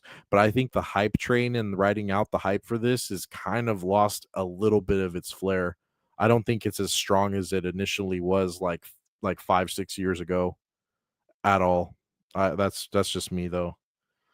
Yeah, definitely not. It's like, don't release trailers for stuff unless it's going to come out like that year. Yeah. Yep. I agree. Real quick, and also too, they did the layoffs and the announcement of the delay literally right before their earnings report call. That's crazy as well. This says there are 6,000 employees working at Rockstar. You aren't delaying a game over 35 people getting laid off. That's not how these things work, said Riley. I think there might be some truth to that. I don't think laying That kind off of sounds like bullshit to me. You think I don't that's know. bullshit? I don't know. I think that might be bullshit because, like, I mean, who fucking knows what? I don't know what these 35 people were actually doing. They could have been pretty instrumental. If 10 of those people were instrumental into the overall development, like 35, like, I don't know. Yeah. This kind of just seems like more of them like defending Rockstar and making excuses. No, I hear you. I don't want to defend them either. I want them to get what's coming to them, but I want them to get it after the game's released. This article continues. It says that's not to say that firings won't have an impact.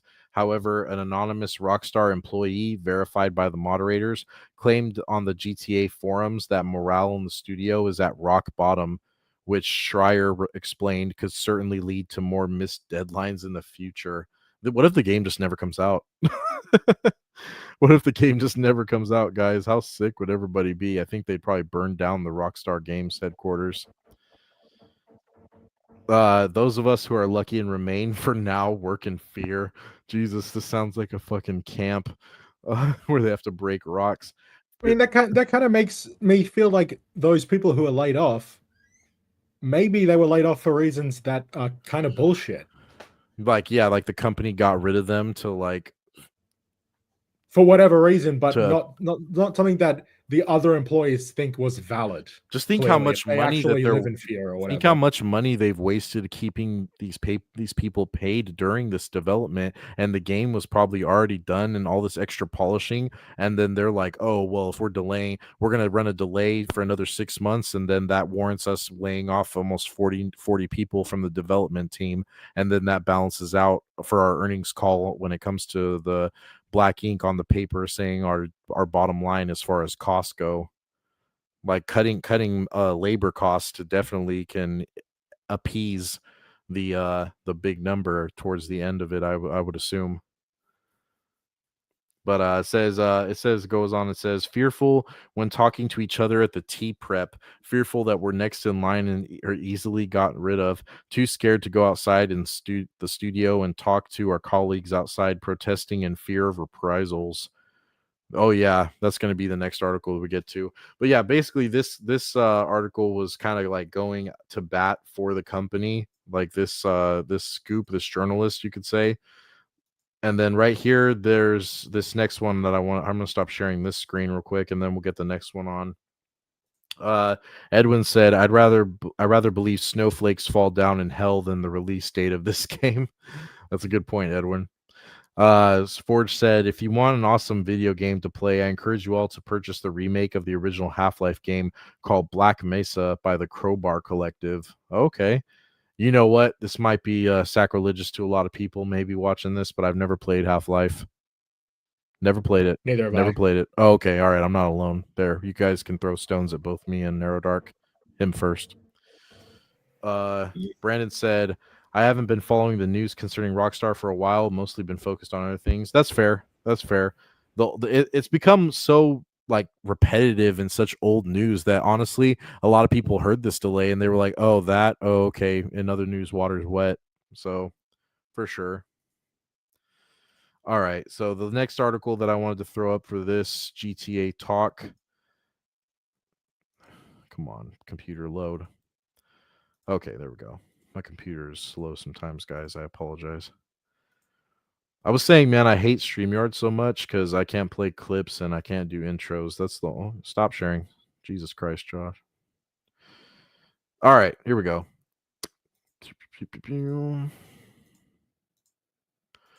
Keely, you still with us, brother? Unfortunately.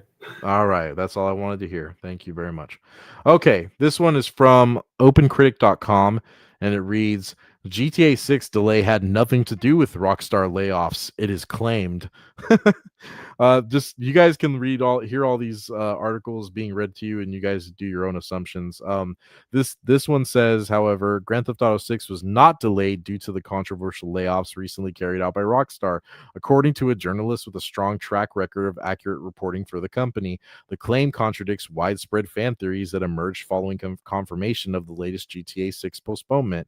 The move came just days after the company was accused of union busting for firing for more than 30 developers across its UK and Canadian offices. The close timing of the two events fueled speculation that the layoffs were linked to the delay. Bloomberg reporter that same guy that they were talking about, the game did not slip 6 months because 34 people were fired a week ago, he wrote on a November 6th post on the Reset Era forum. And then goes, oh, that's a short article. My bad. I thought there was more to that one. Sorry, guys. We'll get to this other one right here. There's a third one. I guess that one was a fluke.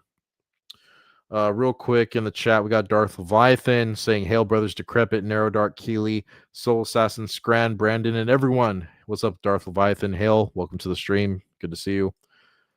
George Lucas is in the building. GTA 6 looks like a child support simulator. Should have been a continuation of GTA Vice City and set in the great 80s. I agree, George. I agree. Good to see you. Good to see you in here, man. Then the other one, I'm going to put this on screen real quick, guys. Shout out to all you guys in the chat, man. Good to see all of you. All right, here we go. And this is from GamesRadar.com stating, "Rockstar, you're disgusting." This is talking about the fact that there was open protests outside of the studio, outside of the offices of the studio in the UK. And this is an article covering it saying, "Rockstar, you're disgusting. Fired GTA 6 devs protest outside studio offices after dozens of unionizing employees were accused of linking confidential information.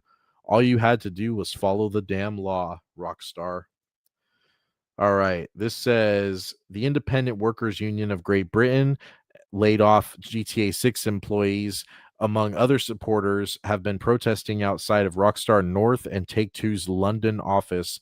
Over the last week, Rockstar Games has been accused of union busting after firing over 30 workers who were all said to be either current union members or involved in union. I can't talk tonight, guys. I'm sorry. Unionization efforts at the developer. IWGB claimed the firings were the most ruthless act of union busting in the history of the UK games industry. The most ruthless act. Rockstar Games, on the other hand, alleged that the impacted workers were found to be distributing and discussing confidential information in a public forum. Company held firm that the firings were in no way related to people's rights to join a union or engage in union activities. Okay, and then this was posted by someone named Ben. IWGB are currently protesting outside the offices of Take-Two London due to the recent dismissal of 40 employees at Rockstar Games. "Rockstar, you're disgusting. We charged you with union busting," was the rallying chant of today's protest outside of parent company Take-Two's London office. Speaking to the crowd at the London demonstration, an IWGB official reading an anonymous statement from a former Rockstar employee said they were dismissed without warning, without evidence, and without a chance to speak for myself. But yeah, that's what I heard from the whistleblower guy. He said basically they were all given like a little phone call or a message on the intercom like, "Hey, this is HR, so and so in HR. Can we just see you for a moment? We wanted to go over the last memo." And then they walk in, and then there's their boss right there, and they hand them their 2 checks, and they're like, "Sorry, we got to let you go." And then that's all they say to them. Really disgusting stuff in the corporate world for sure, man. The Scottish, do you want to say something? Oh, my bad, Keely. I thought I heard your mic go live, and then I was like, "Oh shit, was he?" But this says blah blah blah. The Scottish Green Party's co-leader Ross Greer also attended the Rockstar North protest and called on the developer to reinstate the laid-off workers. Then get around the table and give your staff the pay and conditions they deserve for making you billions. And just real quick, Keely, Narrow Dark, whichever one of you guys want to answer, do you guys know exactly in the last 12 years how much Grand Theft Auto Online from GTA 5 has made them? It's going to be definitely over a something billion. big, isn't it? Keely first. What did you say? It's going to be something pretty big, like billions. Oh, it's in the billions. What'd you say, Narrow Dark? Yeah, pretty much the same thing. It's over a billion. It's 10 billion, my friends. Jesus Christ. Rockstar Games, Take-Two Interactive, from Grand Theft Auto Online alone, has made over $10 billion. Just let that sink in, and then think about the next time you go and power up Grand Theft Auto 5 and go to play online and then go to buy another shark card. Just think about that number. You and the populace of the gaming community has put in $10 billion in their pockets. That is sick. That is so gross to me, dude. I have my fair share of moments in the past when the online community and the things were going on, the Grand Theft Auto game online gaming community, the motorcycle clubs, the elite and the luxury suites and hotels, and then the cocaine and weed business, and like the armored cars and stuff, like running missions with your friends. It's a fun time, dude. Grand Theft Auto Online was a fun time. Red Dead Redemption Online, not so much. That flopped on its stomach. But GTA Online, it was the shit. It was the place to be for quite a long time, but it's kind of dwindled out. Of course, it's lost its flavor, and everybody just wants the next game already. Like every post now that you see Grand Theft Auto or Rockstar Games put on X, if they tweet out anything that has to do with online from GTA 5 on like an event or like an upcoming discount on like the marketplace, everyone is just ratioing them with tons of comments and quotes and reposts, basically saying like, just stop giving us this, just give us the new game, we don't want this no more, we're done like spending money on this. But you still have the whales and the people that are consistently spending money on it, and they're just like, oh yeah, can't wait for the new game, and then I'll just do the same shit on there. And they're gonna print so much money from this new game, it's not even funny. You think $10 billion is bad, Keely? Try 20, try 25, 30. The next number for the next one, it's gonna be insane. I wouldn't actually be surprised, Narrow Dark, if they made the campaign for the next game like really short just to focus on online. I wouldn't be surprised. Yeah, I think was it like Modern Warfare 3? Like the last one, the campaign was barely anything. Yeah. And it was focused all on online shit and like DLCs that I don't think they ever really released. So yeah, I wouldn't be surprised. It'll probably be the opposite of Red Dead 2, where they focus so much on the story and the online was like nothing. It's going to be the story's basically bare bones, and then everything, all their focus is for the online, because of course they want to make money. Right. That's true. They just want to keep, it's all about cocksucking fucking money. Forge said Grand Theft Auto 6 EBT Benefits Edition. Joke, this is a joke. Haha, that was funny. I'm sorry, it's just probably just late in the night. I need some nourishment. LOL, even their people had enough of Rockstar's bullshit. Yeah, of course, dude. Yeah, they're the ones that are at the forefront of all the fucking bullshit and like the working conditions. So of course. Edwin said it's like Narrow Dark said, they're firing employees for some bullshit. Yeah. Yep, I agree. You'll get the fucking HR treatment when you're going on out. That's fucking awful. God. It's just like, oh, you've been such a valuable worker, but we're just gonna have to let you go. Like, fuck off. I know. Yeah, it's typical corporate bullshit, corporate malarkey. I couldn't do it. I couldn't work in that kind of setting, I couldn't do that. No. Yeah, I couldn't do that. Then it closes saying, next year, Grand Theft Auto 6 is expected to make upwards of $10 billion. Well, they've already done that, haven't they? IWGB Chair Spring McParlin Jones wrote in a press release, that's enough to end world hunger for a year. Such a flagrant attack on workers' rights from such a valuable studio sends a very clear and shocking message to the world that money matters more than people. I think that it's safe to say that a lot of companies that run our entire globe operate off of that sentiment, so that's nothing really new in my opinion. IWGB President Alex Marshall said the group would pursue every legal claim possible to reinstate the former GTA 6 employees, and that is actually true. There are several of these employees that are filing lawsuits towards Take-Two Interactive and Rockstar Games. So that will definitely be an ongoing thing to keep a close eye on for sure. But this has just been a whole flabbergasting fucking in shambles kind of mess. And like I said, I can't wait for the game to come out so all this can just be over and behind us. Because Grand Theft Auto 5 was great, man. Like aside from the online malarkey, like you guys played the campaign for 5, right? Keely? Yeah, it was good. Yeah. Yeah. I thought it was all right. I do prefer the prior game. I don't know. There's just a little bit of issues I have just with some general, very sort of like things you could probably fix if they just put a little bit more effort into a couple areas. I'm picky with things. That's just, I've always been like that. But yeah, most people tend to enjoy it. Yeah. What were we going to say, Nero? Nothing. Oh, okay. Yeah, I think 5 was pretty good, but I think, like Keely said, I have the sentiment. I think 4, Liberty City, I like the story of that one a little bit more. Of course, San Andreas, that's like one of the best ones in my opinion. Actually, fun fact for all you guys that are watching this replay or live wherever, one of my local conventions that's happening actually tomorrow.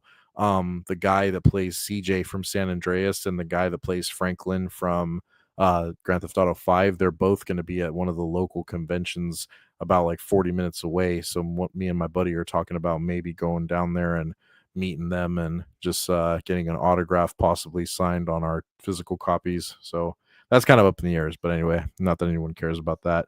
I just thought I'd mention it. But I think 4 was better. The DLC for 4 was superb.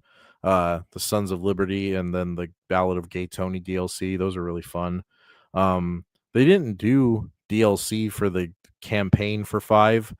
I don't know why Rockstar just stopped they just abandoned their campaigns after they like put the game out. Then they just all focused on online. Clearly, as we all have discovered and shared the same sentiment time and time again in this discussion, or me rambling, they care about money. They care about money. Money is the prize. Making these corporate executives, the CEOs, and all these board members and shareholding investors all extra big bucks, all their shekels, 10 billion shekels prior and 10 billion more well on the way. That's for sure. Oddball said GTA 5 was all right. 4 was better, like Keely said. Yeah, I agree.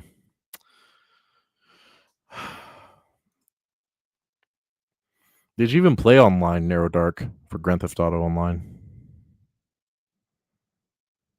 Yeah, mostly in high school with my friends, and then like after that, I didn't really play the game at all. Yeah, dude, I hopped on late actually when the game came out. When it first came out, I didn't even touch online. That was 2013, and I didn't play online until 2017.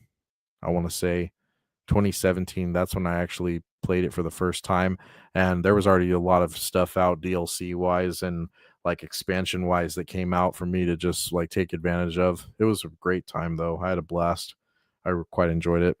Like you guys know too that like the original creators of Grand Theft Auto are no longer with the company. People like Dan Houser, one of the original creators and founders of Grand Theft Auto, he's no longer with the company. He left back in 2020, and allegedly due to allegations of misconduct in the workplace.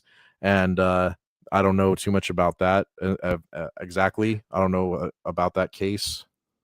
Yeah, I don't know either, but like misconduct in the workplace at like video game companies, that's nothing new. Like, no, that happens all the time. So I don't know, man. I don't know. A lot of these guys. Blizzard.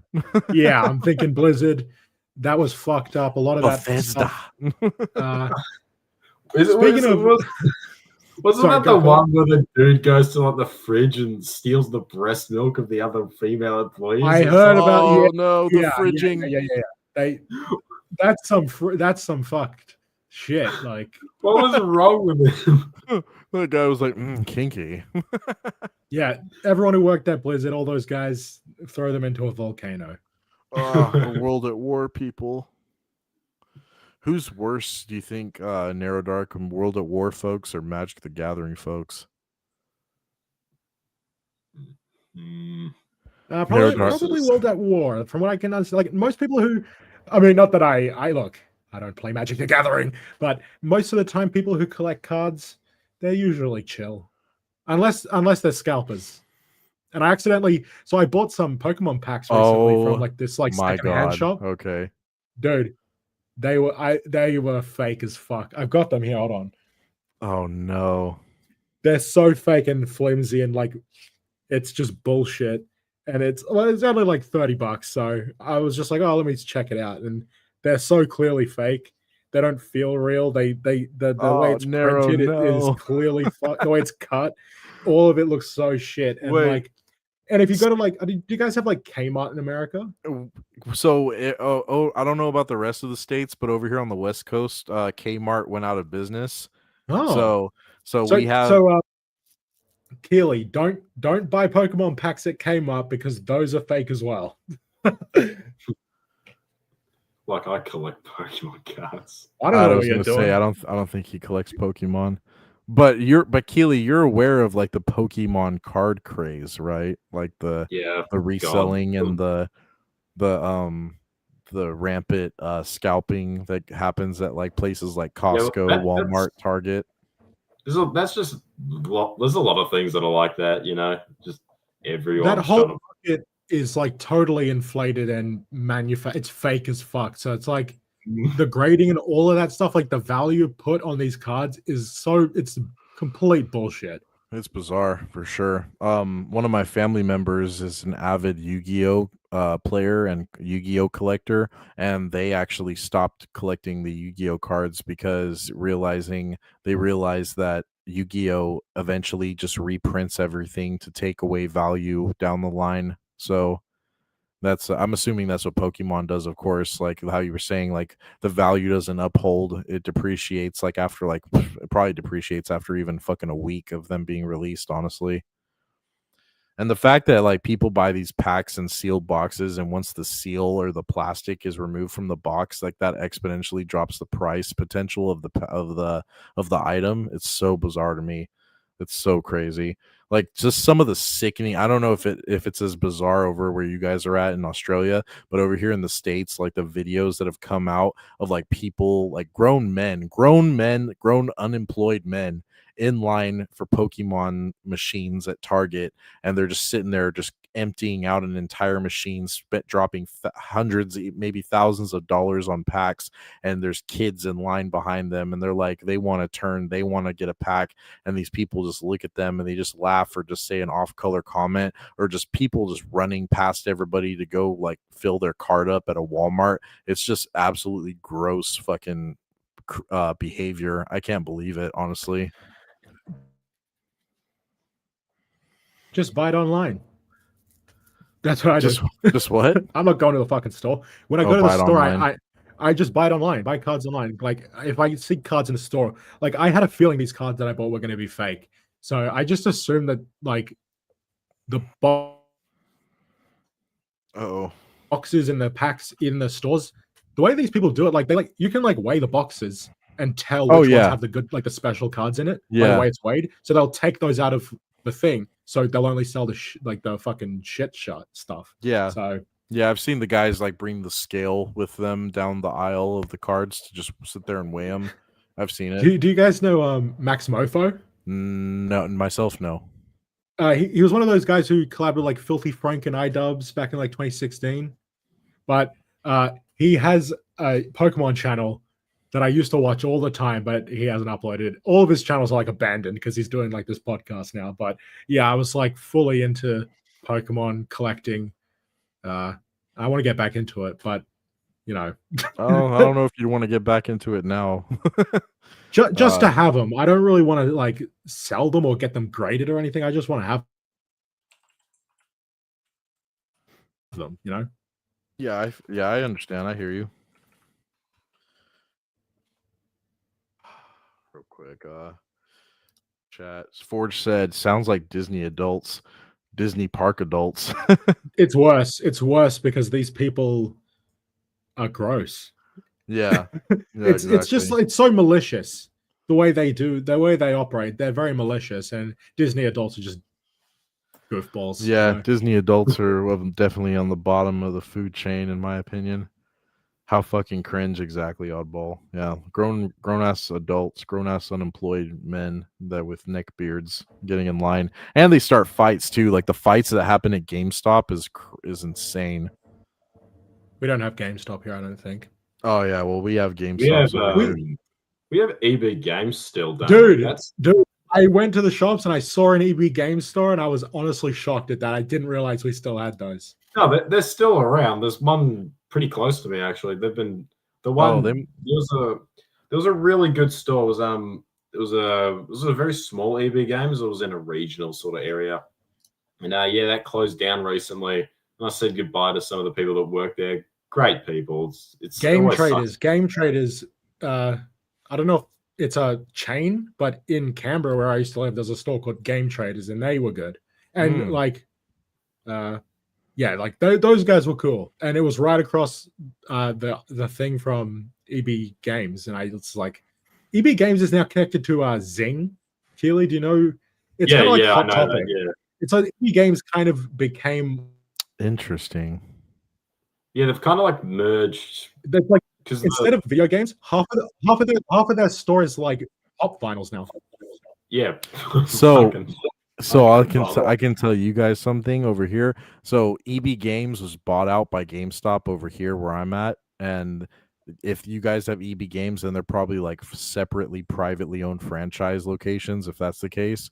And over here at our GameStops now, though, we call them nerd bodegas because now the GameStop is like one small section is like video games, and then it's Funko Pop figures, action figures, toys, coffee mugs, collectibles, T-shirts. Like they sell more than just games now, and it's kind of unrecognizable. Yeah, that's pretty much EB Games here as well. That's pretty much EB Games, yeah. They probably kept the name of EB Games over where you guys are at.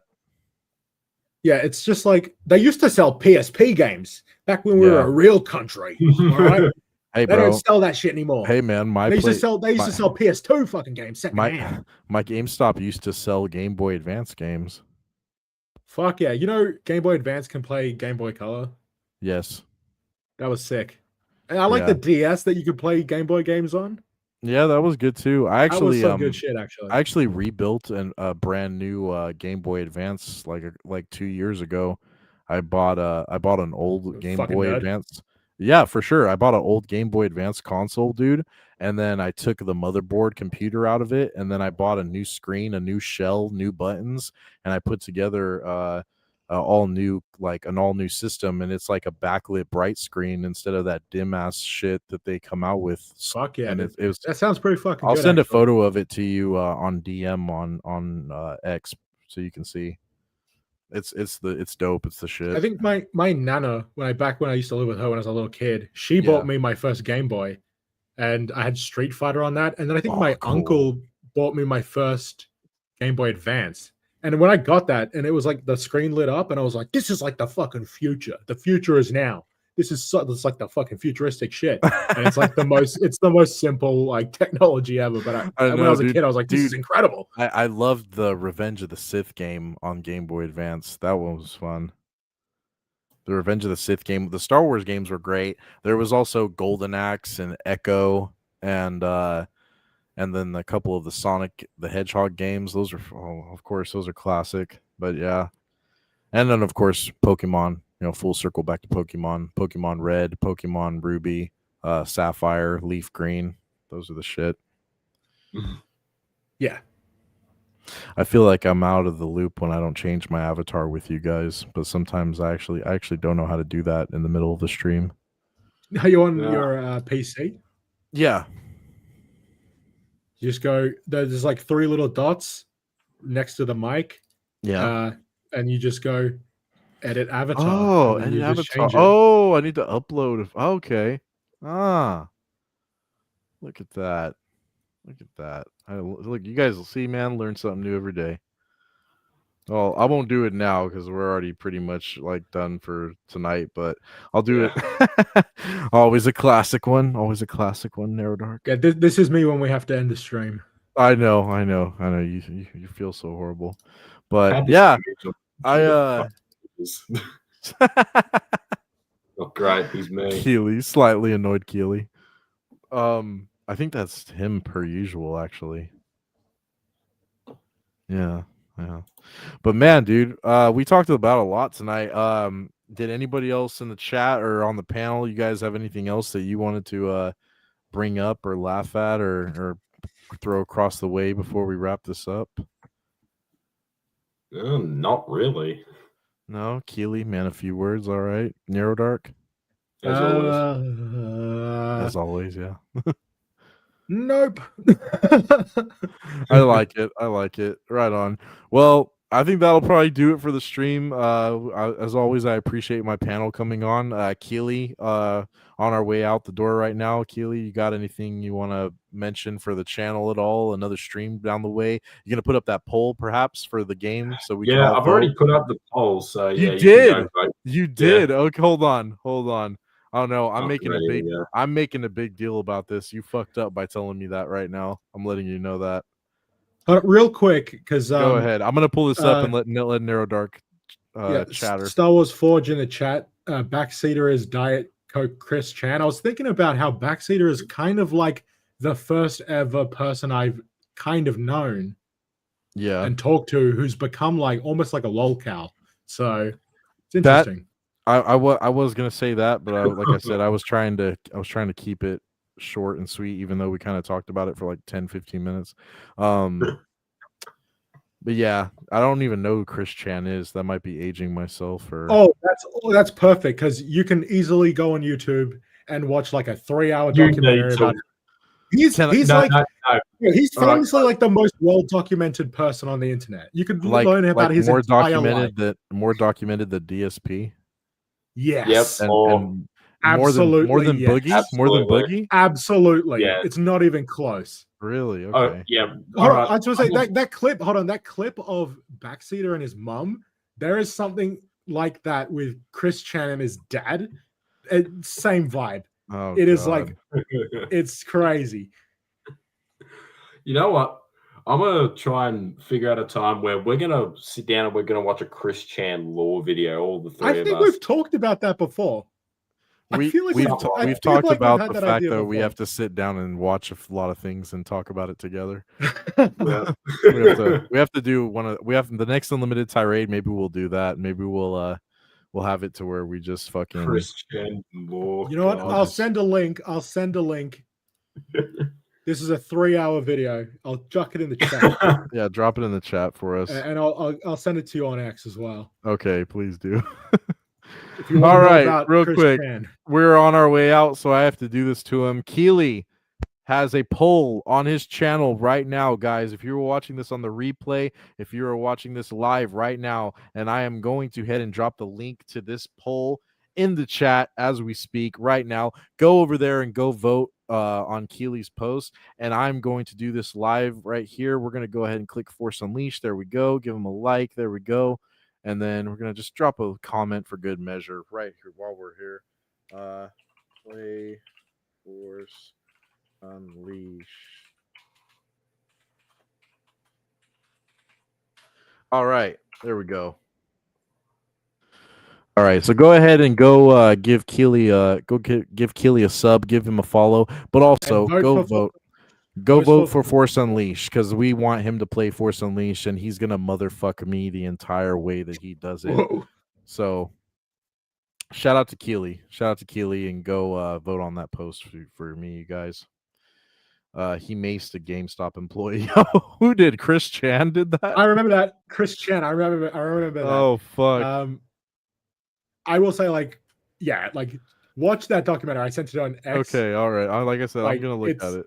You'll have to like fucking green out, hit the bong, and like watch that whole thing. Oh yeah, I'll hit a death stick for sure. I got you. I'm, as you guys can tell, I'm trying to make the death stick thing happen every time I keep You say death stick, and I think of like hard drugs. you're like Decrepit's doing crack before the stream. Doing fucking like crack. You're like he's doing fucking crack. And they're also too. I'm gonna play. I pulled up Keely. Then I wouldn't be a good lad to him if I didn't pull up Narrow Dark's page as well. We have Narrow Dark. His page was shared in the chat, but go ahead and go check out Narrow Dark's channel. He's got a few videos that he's dropped. He's literally dropped 4 videos in the last 10 days, so go check that out. Got some good numbers on the Den of Nerds' delusional one. I like that one a lot. The downfall of a Disney shill, that was a good one as well.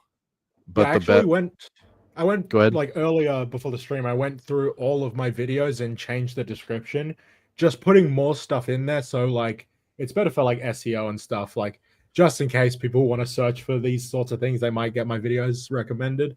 Right on. Because like before I wasn't really doing that. Forge said Bando Gora death sticks are the best. They are the best. Make you want to go home and rethink your life twice. All right, that's Narrow Dark's page, and I wouldn't be a grifter myself if I didn't plug myself again one last time. Like I said it multiple times in the beginning, and I said it at the end, in the middle of the stream somewhere. You guys can go look for it. I did drop another video. Okay, I did drop. Oh my fucking god! I can't like talk and then also do like typing and looking things up at the same time. I'm retarded. Those are the kind of tisms you get over here. Oh, hold on. What's this? What's this? What's this? You just want you put on the side. McDonald's ad. I'm becoming a terrorist. What the fuck?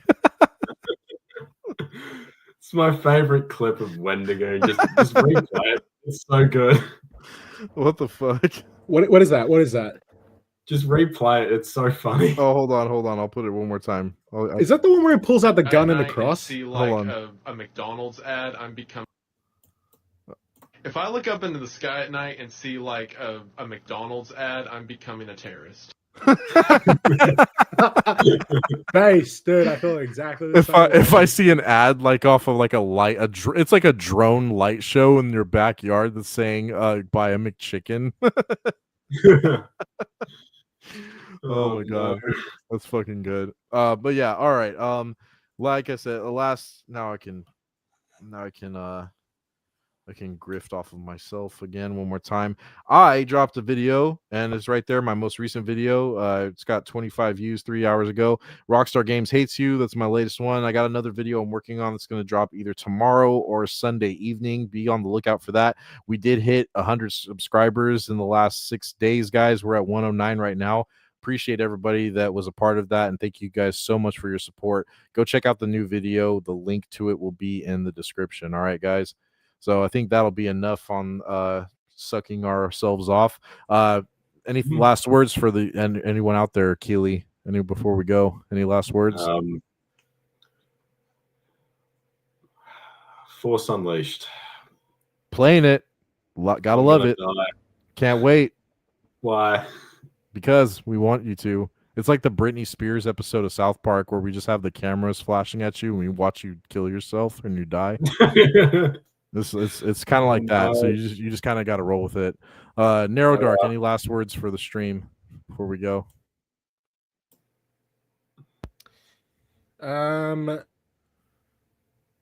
Be sure to check out that Western Chandler, Chris Chan documentary, everyone. If you don't know about Chris Chan, definitely an interesting character. Right on. I'm gonna look into it, guys. I'm gonna look up on all the lore, all the tisms for that. And I don't have any last words, so I guess that's it. Good night, everybody. Thank you guys so much for watching. Tune in on Monday for Hang Out with Your Floppy, and we'll catch you next time. If you guys already didn't know, may the force be with you all, and go fuck yourself. Good night, guys.